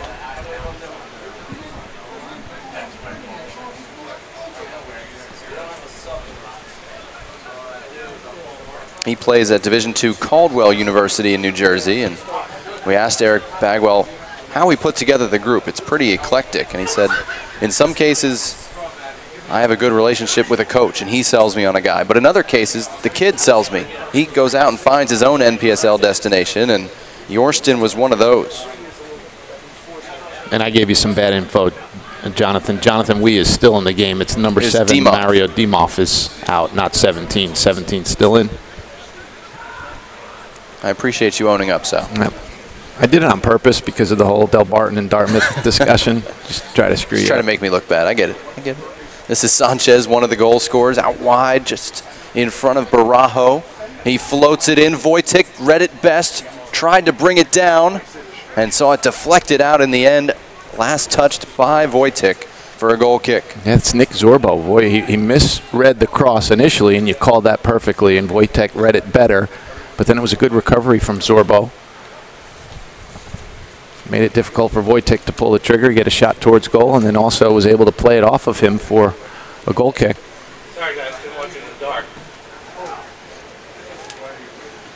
A reminder, Peak Performance is proud to be the official physical therapy provider for the New York Cosmos. Peak Performance, keeping the Cosmos in the game. They haven't had to worry too much, Sal, about being kept in the game this year. They've been on the front foot most of the time.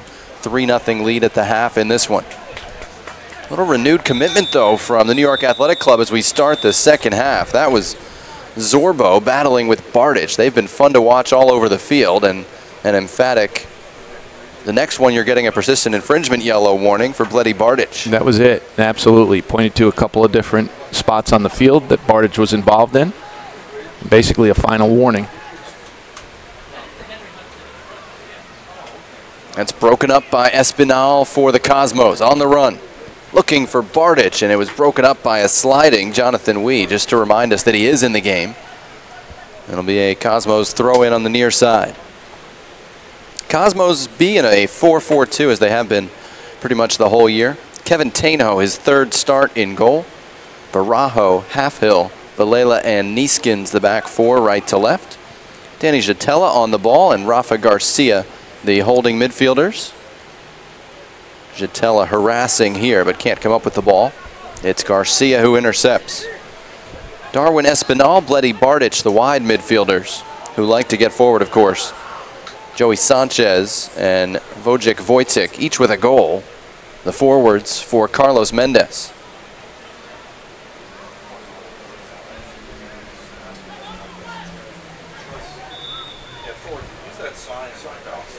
New York Athletic Club has gone back to a 4-4-2, which is what they had used in their first couple of games, to a degree at least.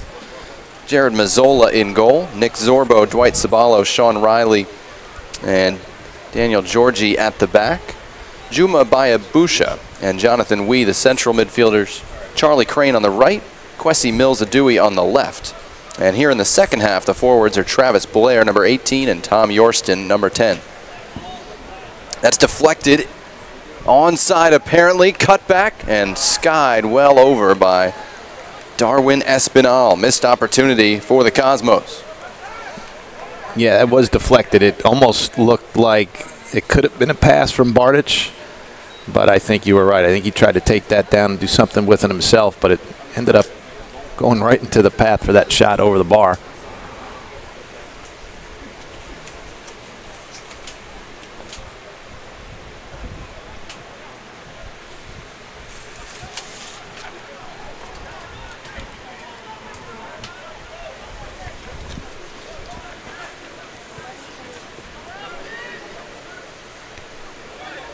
If you're scouting out there, the New York Athletic Club does collect the shirts and change the numbers every game, but many of the numbers have remained the same. Travis Blair is wearing 18 for the second straight contest. Long ball in the direction of Wojcik. Again, he's first to it, read it the best. Sanchez's pass, though, not enough on it. Dwight Sabalo intercepts.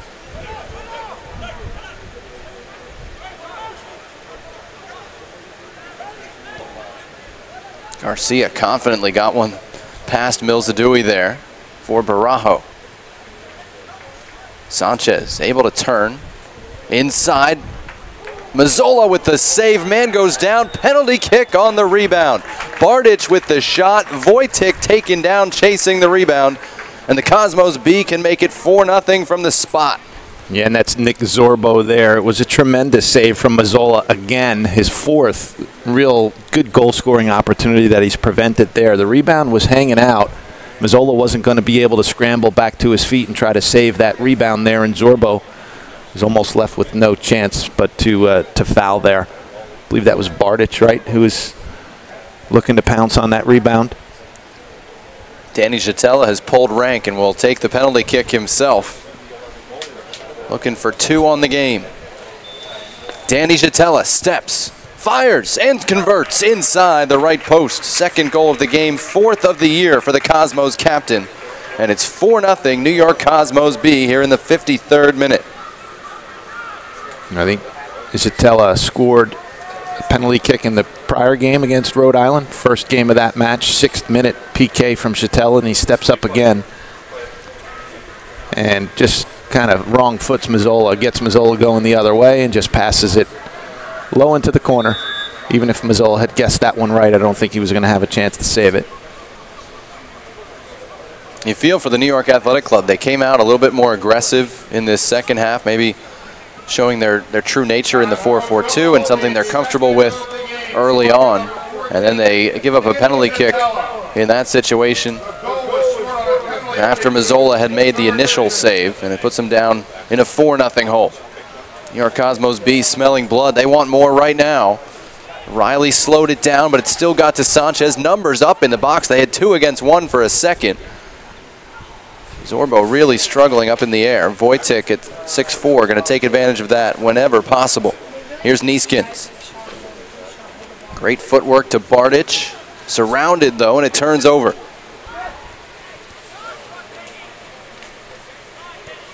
Here's Bardich again. Got around 1. Got it for Wojcik. Headed to the back post. It was Jatella arriving, and it was too far in front of Sanchez with a flick of the head. Yeah, there's obviously a difference in talent here between the two teams, and Nyack is fighting hard, but you still need to defend players. I don't care how much better the Cosmos might be individually than Nyack's able to put on the field right now. You can't have guys that wide open in the box, just running so free. Mazzola's really alone and exposed in the back. Yeah, we credit the attacking-minded changes. You know, we're going to try and be a little bit more aggressive, put some more attacking players on the field, but the organization has gone a little bit out the window. We've seen some really wide open looks early in this second half, and we can see right now a player floating free where a normal defensive midfielder would be. Well, they're 4 flat in the Jonathan midfield. Wee's just pointing at him. Yeah, well, here's the problem. They're 4 flat in the back, and they're 4 straight across in the midfield. And number 23 for the Cosmos, Sanchez, is finding that space in front of the defenders and behind the midfielders. That hole there is wide open. Bardich really couldn't get around that shot, and it'll be a goal kick from Mazzola. And we can see Charlie Crane talking right now to the midfielder, saying one of you has to drop on him. He's a forward, and so they both think in their head, oh, that's the center back's responsibility. But it was a gaping chasm between the lines. Here's a look at some of the dominant scores the Cosmos have put on. Brooklyn Italians have been the only team to come close to them this year, beating them in the Open Cup and losing a 2-1 decision in the regular season. 5-0 coming into tonight, looking to make it 6-0 in NPSL play. 10-game regular season, top 4 teams in the 11-team conference make the postseason.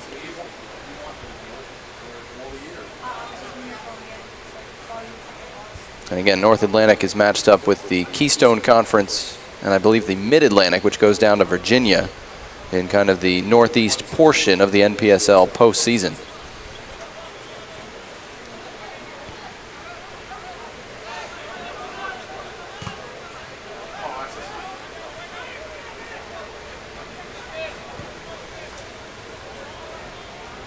Long switch, look at Barajo run after it. First to it, back post cross, Wojcik is there, and Mazzola able to punch this time. That's one thing you might have asked for, Sal, with a lot of the crosses that have been thrown in there. And Jared Mazzola came and got that one. You don't see a lot of goalkeepers, young ones anymore, coming off that far off their line to deal with crosses. The center backs for every roster that you see are usually 6 foot plus, so they have to deal with a lot of those crosses, but Mazzola did do well. This is Sanchez trying to turn. Sabalo closed him down and won it. Here's by Abusha. And Sabalo will get it out to Charlie Crane. Wants the big switch. Looking for Yorston. Halfhill is there. It's onside. Yorston leaves it by Abusha. Drops it off for Mills Adui. This is more coherent from Nyack. Wide open man is Charlie Crane. He puts it across the face of goal. Yorston kept it alive, and it's over the top.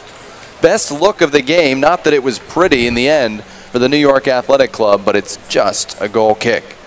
But here's where we go. If you wanted to be picky about what the Cosmos have done this year, the last game against Rhode Island up 4-0, and then getting just a little complacent in the back, and we saw that there. The Nyack has not shown much going forward, and there were too many free guys in the box. There were 2 guys with a lot of space to get a touch in the box. Yorston wasn't able to redirect it on goal. Close, but so dangerous at the other end, though. This is Barajo. He has runners in the penalty area. Everybody wants the goal. It's Wojcik, top corner. He can't find it. And that is kind of the mentality when you're up 4-0 in the second half. Let's get in the penalty area. But and frustration for Wojcik, who had the first goal back in the 19th minute. Yeah, it went to his left foot. He really opened up wide to get it to his left foot there and just overcompensated, missed the target.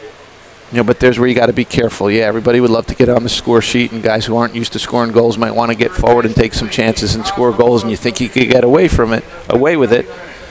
But it's keeping that mentality and just staying and doing what you do really well, accepting your role. New York Cosmos B making their first substitution of the game. Joey Sanchez, one of the goal scorers, comes out. And Giuseppe Baroni comes in. 23-year-old who is not the Giuseppe Baroni who plays for LIU. It's not the Giuseppe Baroni who plays for Michigan State. It's another one. Italian-American, of course. Another long ball for Yorston. He's called offside. Looked harsh in real time. Looked like he had timed that correctly. It'll be a free kick to the Cosmos at the back. You're sure it's not any of those Giuseppe Baronis, right? What are the stakes here? I don't want to wager too much, but you sounded really confident. I've been told no, it's not the one. The one from LIU plays for the Brooklyn Italians, and the one from Michigan State, well, he plays somewhere in Michigan. It's either Detroit City or the Michigan Bucks. I'm not sure which. This is Barajo crossing. Got some serious height on that one. Jatella drops it back for Neeskens. He tees it up. overhit everybody in blue. It's almost headed into his own goal by the left back, Georgie, still alive. Danny Jatella eyeing the hat trick. He can't connect cleanly. That would have been one of the most well-executed own goals ever. Yeah, I mean, that's their best chance of the match. Unfortunately, it's at the wrong end of the field. I had the privilege of calling a 45-yard lobbed own goal last year. That was just spectacular.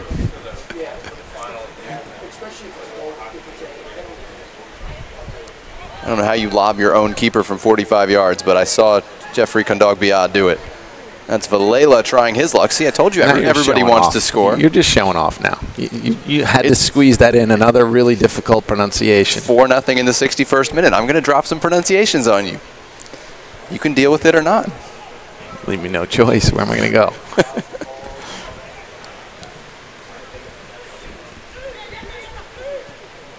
Oh, Garcia, he's showing off there. Switched that to his left and got it away to Barajo. Chance for number 5. Runs all the way through the area, and Zorbo, who's been active, both good and bad, was on the good side that time with a safe clearance. Cosmos had 4 players diving in for that service into the box, and it was a great service and really a good play by Zorbo. Never giving up on it, went all the way to the far post. Second corner kick for the Cosmos. Their first was ruined by a double touch, something I've only previously seen called in volleyball.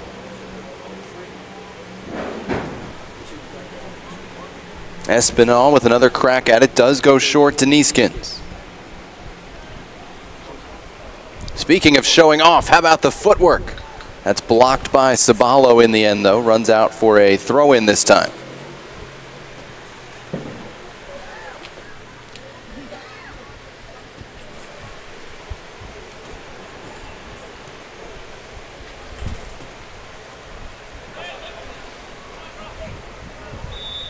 You almost wonder if it was worth the 45 minutes of Yorston for New York Athletic Club. He's going to be counted on tomorrow against Seacoast United, which will also be tired. They're playing back-to-back as well, having lost to the Kingston Stockade tonight. Again, 2-0 final in that one. More than 1,000 in attendance up there at Dietz Stadium. Yeah, I agree. If you're not going to start your leading scorer before the game, why bring them on at all? They play both he and James 45 today, and you would think they would start together tomorrow. Having met Eric Bagwell once, I feel free to speculate about his lineup ambitions for tomorrow. Well, these are, I mean, they are young players and college players, so they should be able to bounce back after 45 today and play.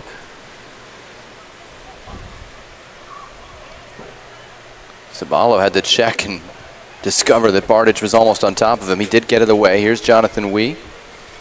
Played at Fairfield, MAC all-rookie team, and then an all-academic selection throughout his career. Regular for the Stags.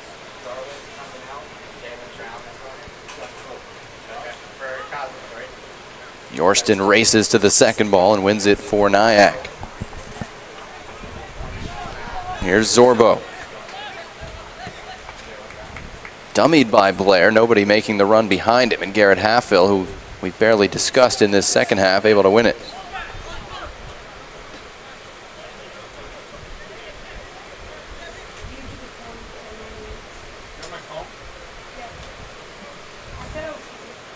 This is John Neeskins to throw on the near side.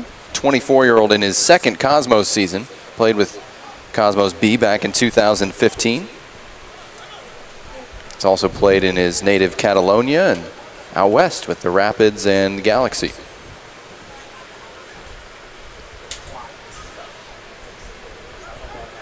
Here's Wojcik.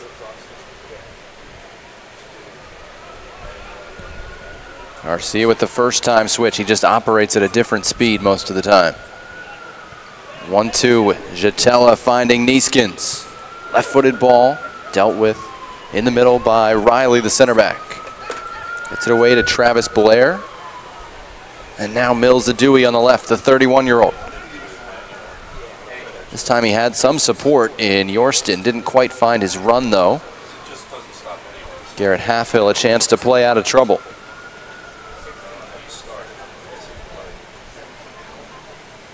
A lot of space here. You can see it opening up. Here's Baroni. On the run, taking it himself. Wojcik ahead of him. Giuseppe Baroni saw it poked away by Riley at the final pass.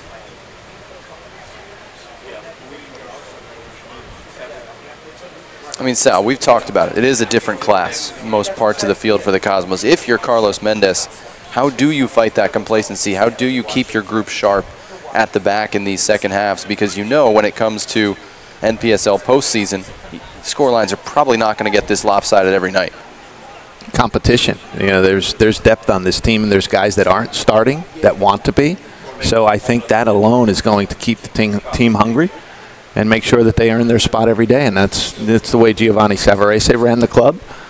And I'm sure that's the way Carlos is, who learned the last few years from Giovanni. There was always competition for spots, and there's always more than 11 players worthy of playing on any given day. So I don't think, you know, I think it's up to the individual on this group who continue to want to play at a great level and at a higher level, that they're going to come to practice every day, come to training to do their job and to get better.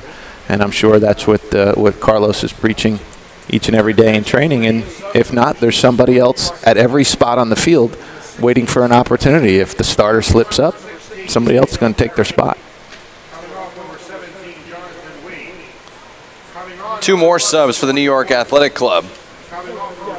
Dorian Wurz and Danny Barry come on for the slight knock of Kwesi Mills-Adui. I think he was already coming out. And for Jonathan Wee.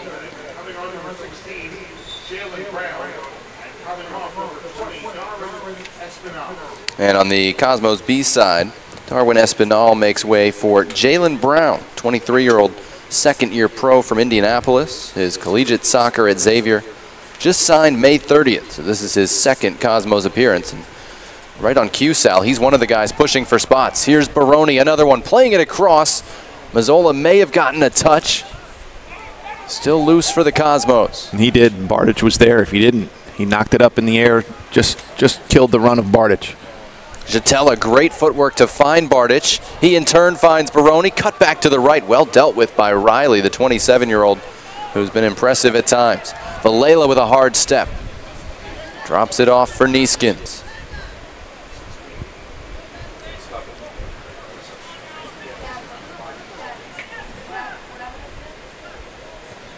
Garcia split two to get it to Neeskins. Centrally for Jalen Brown.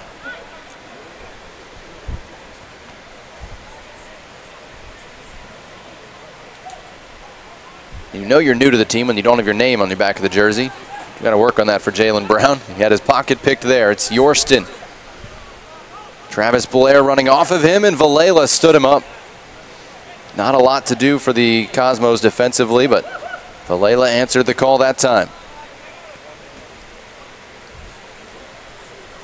And they're getting tested, just to go back to your question, Jonathan, in training every day. There's more competition there than in some of these matches at times that we've seen on the weekend. So certainly if you're a defender, that's true.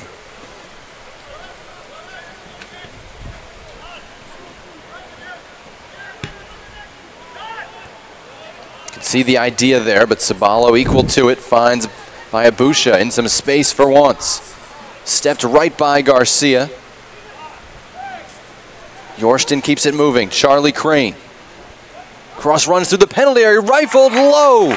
Travis Blair off the bench and onto the score sheet, converting from a right wing cross by Charlie Crane, and New York Athletic Club gets on the board. And it's a recurring theme here, and it was a disturbing one for Carlos Mendez prior to the match. Good build up. Again, too much space there for that service. Fortunate there that it wasn't get blocked, but when you've got 2 or 3 yards of freedom around the penalty spot, that's not being marked. And that's not good enough for the Cosmos, and it won't be good enough for Carlos Mendez. Despite the fact that Cosmos are winning 4-0, that's just not the level or the quality that he's looking for. First goal of the year for Travis Blair. 25-year-old. Played collegiately at Division III Wheaton. Now an assistant coach at Concordia here in New York.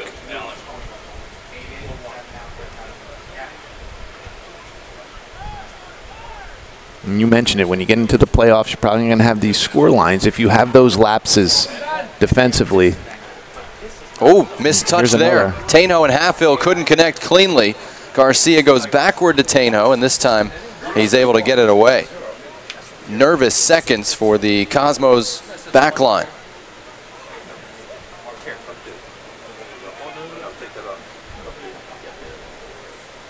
Jalen Brown in front of his own bench. Trying to run past a few. Good pressure by Wirtz, but it stays with the Cosmos. Bardich trying every trick he knows to get on the score sheet. Not coming just yet. It's good defending. All right, Zorbo there again. But it comes down to the Cosmos, when the stakes get higher and you get into the playoffs, you're going to have to play better for 90. Turnover here. Comes back to Garcia, and we know he can hit him from there, but he didn't hit that to the best of his ability. You know, you might dominate possession and you might play really well for large parts of the matches like the Cosmos are able to do, but at that point, maybe you're not going to be up 4-0, and if you can't put it together for a full 90 and keep discipline and keep defending and limiting those chances, if the game's tighter, those mistakes become that much more magnified. So Rafa Garcia's day is done, a job well done in the middle, and he makes way for Fernando Cortez, 21-year-old in his 3rd season with Cosmos B, played collegiately at Suffolk Community College. 5 games in 2016, 9 games a year ago, and a goal for Cosmos B. Already his 6th appearance of this year, all as a sub for Fernando Cortez. 4 subs made by New York Athletic Club, 3 by the Cosmos as we play here in the second half.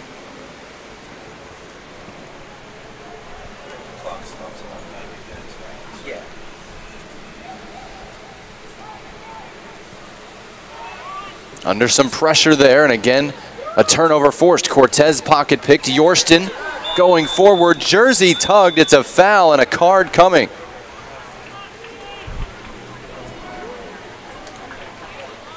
I think he got the wrong guy there. I'm trying to figure out to whom he gave it. I think he should give it to Cortez. Yeah, he gave it. It wasn't Halfhill. Halfhill got the yellow, but it wasn't him that was pulling from behind. I think it was Cortez. Cortez was the one who turned it over. Yeah, and I think he was reaching and grabbing and trying to get himself in a good position. You really didn't need to, because Halfhill and a couple other defenders were in a better position to defend. There was no need to really foul. At any rate, chance here for New York Athletic Club to get back in it. 74th minute. Free kick chance. A little close to get up and over the wall and down under the crossbar. You'll have to miss the wall from here. Danny Barry with the left foot. The wall took care of it. Taino not convincing, but did get it clear of the penalty area. Floated back in. Taino no problem catching that one. 23-year-old Colombian American in his 2nd start of the season. When it's that close to the top of the box, there's only a yard off it with the wall 10 yards away. It's really tough to get up over the wall and dip it down underneath the crossbar, and that's what happened. The wall did a great job. Barry, who usually starts in the middle, 22-year-old from Cork, Ireland, hit that well. I kind of want to see what would happen if he got one from 25 or 27.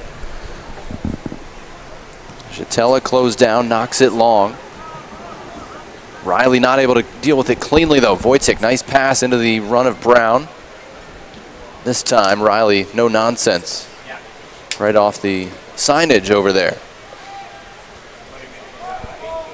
75th minute. The Cosmos have dominated throughout. The scoreboard has the shots at 17-4 in the Cosmos' favor, but a slip-up in the 70th minute allowed Travis Blair to put a good finish and get New York Athletic Club on the board, give them a little confidence going into tomorrow's game against Seacoast United. And it's 4-1, and it feels like it could have or should have been even more than that, if not for, you had mentioned early in the broadcast how well Mazzola played against Kingston. He's played really, really well again tonight. That cross, Wojcik, the target, headed it down, but wide of the target and wide of any teammate in navy blue. There's Wojcik from Bradley. 5th goal of the season tonight and involved in plenty of other plays as well. A reminder, Inaria is the proud partner and official provider of Cosmos gear for the 2018 season. Go to inariasoccer.com for all your soccer merchandise needs. Dress like the Cosmos in Inaria merchandise.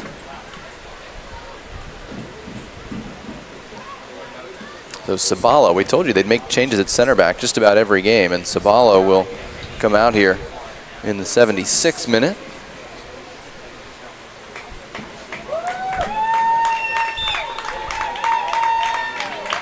And it is Michael Nastu coming in. He's got a cheering section here. In the 76th minute, his first appearance of the season. He's from Monroe Woodbury High School in New York. And played or just finished playing at Division II Dominican last fall. Began his career at Stony Brook.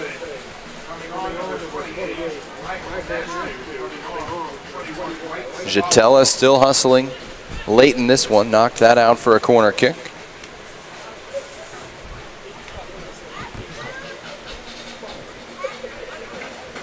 Zorbo to throw for the New York Athletic Club. Crane trying to turn. He's got an assist on the goal. Gets it back. Offside as he delivered another cross. Cosmos looked like they had it covered in any event. They'll have a free kick from the back. Now, not that we would have expected anything different from New York Athletic Club, but some credit goes to them. It's been a difficult match. They've been really under just a ton of pressure the entire time, but here they are in the 78th minute. Got a goal in here in the second half, creating some chances. Looked as good as they have all game, and continuing to put an honest effort here. They hope to be battling for one of those 4 playoff spots from the North Atlantic Conference. Neeskins intercepts for the Cosmos, looking for the run of Barajo. Tries it with the outside of the boot. It's picked off there by Wirtz. Ahead for Yorston. Got Halfhill isolated right now. Barajo rushing back to help. Ambitious run, and Wirtz got a shot off. Tainho able to make the save. Yeah, he got hit into too. That's really brave goalkeeping there from Tainho. It's a wonderful run forward, perfectly timed pass. But again, not enough pressure on the ball for the Cosmos. That was too easy a service. Really some good goalkeeping from Tainho. I didn't think there was any way Dorian Wirtz was going to get to that pass from Yorston, and he tracked it down. Wirtz, a 22-year-old, finished his career at Haverford, Division III school just outside of Philadelphia last fall.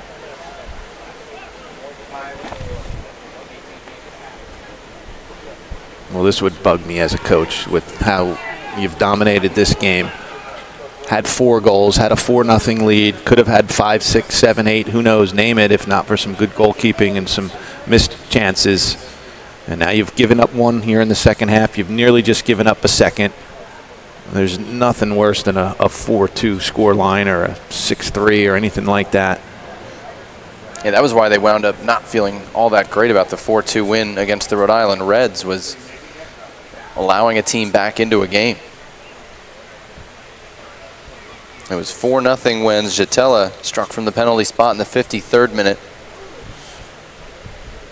And at that point, you figured the Cosmos were going to be able to name the number, the final score. Travis Blair picked off a pass, feeds by Abusha straight up the gut, into the penalty area, got it wide of Tainho, but that meant wide of the goal as well.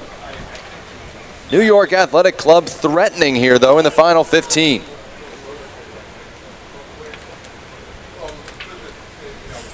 More worryingly, 2 players down. Valela for the Cosmos, and the danger man on the play by Abusha for Nyack.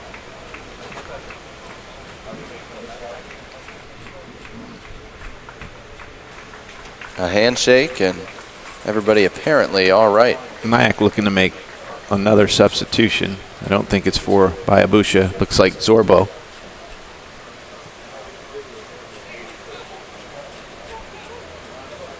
Right back Zorbo out. Should be Elijah Kerr.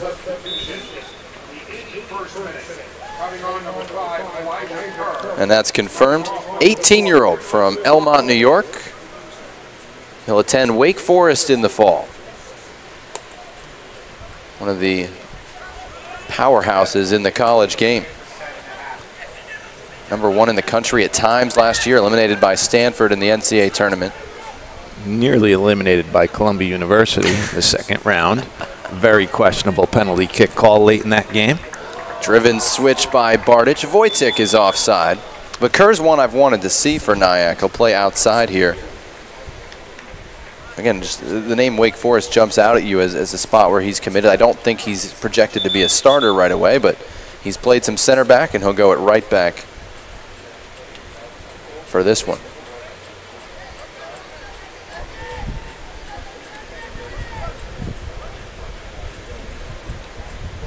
So that's 6 subs used by New York Athletic Club. No surprise, they got a game tomorrow, 4 o'clock, by the way.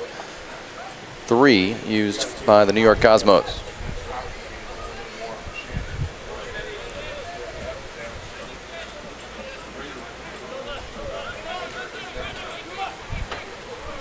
I always wonder if Carlos Mendez is hesitant to make more than 3 subs just out of kind of purity in his mind, out of the habits he wants to get into. Yeah, 7 allowed here in the NPSL. We're not sure. Nyack might be done because they were waiting on one of their players half an hour before the game hadn't shown up yet. He was supposed to be in the 18. No, he's in the 18, just right. Doesn't have a number. Thank you. That's what I meant. Perrone will switch over the head of Halfhill. Pressure by Wirtz. And it's just out for a New York Athletic Club throw-in. And this is just not a clinical way to finish off a dominant first 55 minutes. You see what Nyack is capable of when they have Barry in the midfield, Yorston up front. Gives these wings a little bit more room to be aggressive. Yorston running after this one as well. Tainho came and then started to go back and is retreating as he makes the save to his right.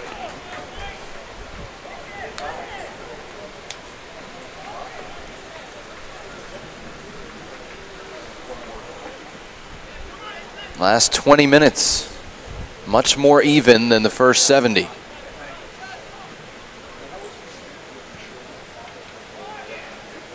Jalen Brown the target, it's over his head. Outnumbered and can't come up with the second ball. Now he'll win a free kick though.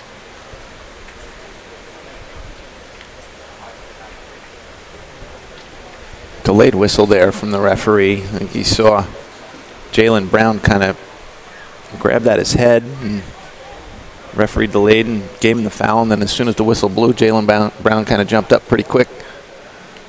Halfhill down behind the play, frustrated at midfield. Cosmos may need to go beyond 3 subs for this one.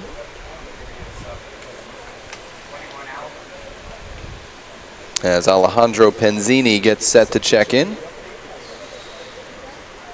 Center back for a center back.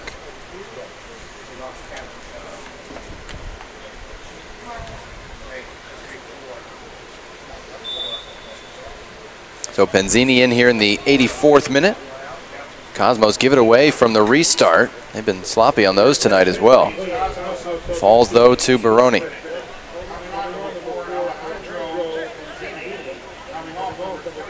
And Penzini's another one of those, I think it was 5 prior to the match, 5 Cosmo players who had 2 goals or more on the season. Penzini with 2.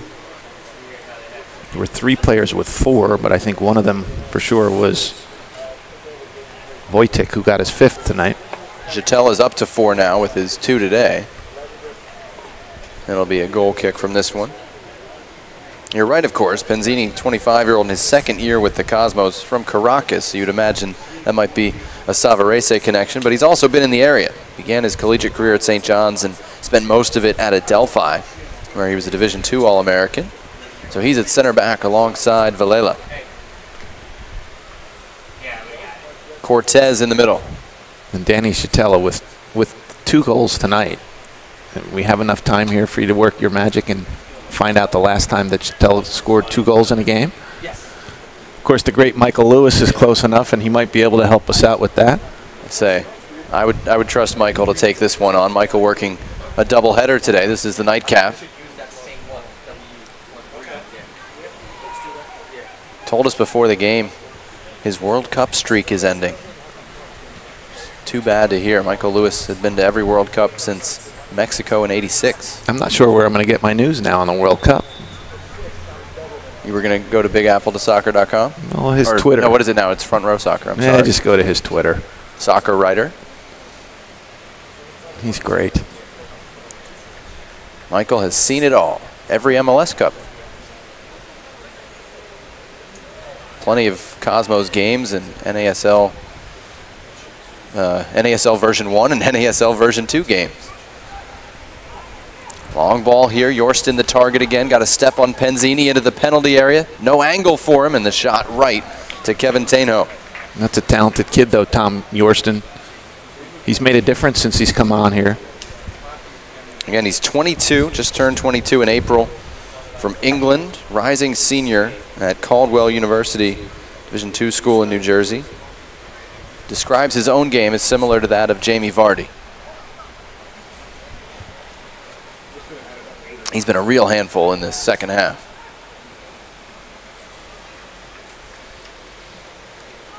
Cosmos B next in action next Saturday night up at Bowdoin in Maine, taking on Seacoast United. And the next home game, the 23rd, over at the Hofstra Soccer Stadium against the Elm City Express. For the New York Athletic Club, it's a home game tomorrow afternoon against Seacoast United, trying to get back to their winning ways. Came in 2-0 on the season. Looks like they'll be headed to their first defeat. But it's a real test. You got to squeeze your 10 games into 6 weeks. With the choices the New York Athletic Club has made, they feel this will give them their full roster, a lot more minutes and a lot more time together. Jalen Brown trying to take on 2 or 3 players, which seems to be his MO. Doesn't come off this time. And a Nyack on the run. Yorston out wide. And that'll be a Cosmos throw.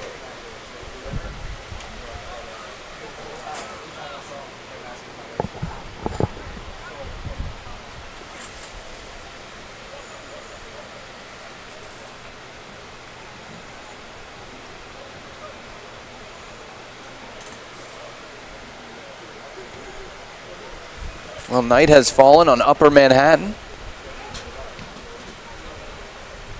But the Cosmos' dominant start to the NPSL season still in full flight here, leading 4-1, which gives them 25 goals for and 5 goals against on the season.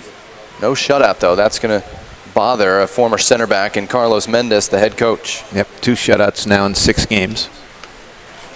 That's not enough if you're any head coach, let alone an outstanding defender. Yep, and one of those 2 was in their opener back on April 29th. So, and we've seen it. You know, we've seen a little bit of a loss of focus at points here in the second half.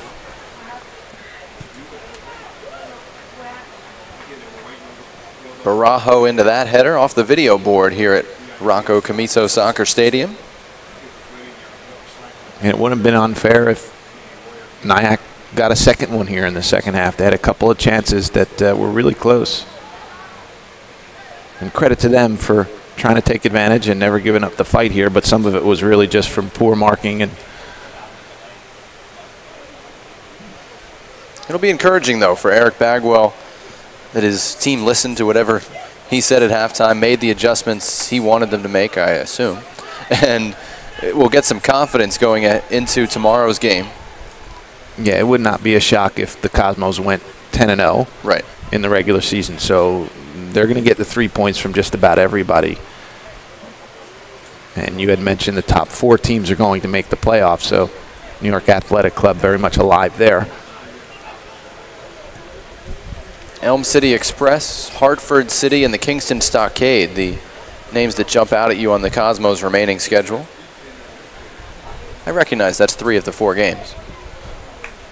What's the team that Yeah, let's doesn't say, jump out? who did I leave out? Yeah, Seacoast United. it's not very nice. You did mention they were their next opponent. Way to fire them up. I've mentioned their name like 5 times. Yeah. I've also mentioned that they lost tonight. The New York Cosmos B rolling through this one, leading it 4-1. Again, large margin in shot count as well. Vojic Wojtik, Joey Sanchez, Danny Jatella, and then Jatella again from the penalty spot. The goal scorers for the Cosmos. Travis Blair, a halftime substitute. The goal for the New York Athletic Club.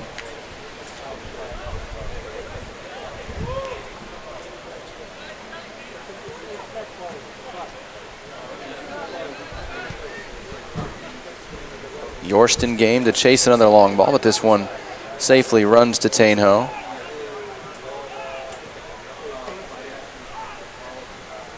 Not going to win any friends at the moment.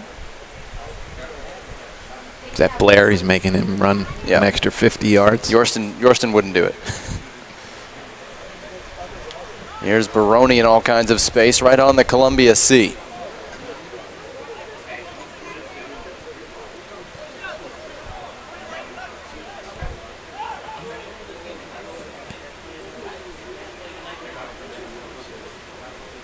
Attention, please. The 4th official on the sideline has indicated a minimum of 2 minutes of stoppage time added to the second half. We're told 2 minutes of stoppage time. This might be the last play of the game. It's another chance for the New York Athletic Club. Blair into the box. Yorston the runner. Nobody there at the back post. And one final frustration as Yorston chases it into the corner. It'll be a Cosmos throw-in. Not really well executed. There was a 2-on-1 opportunity there for Yorston.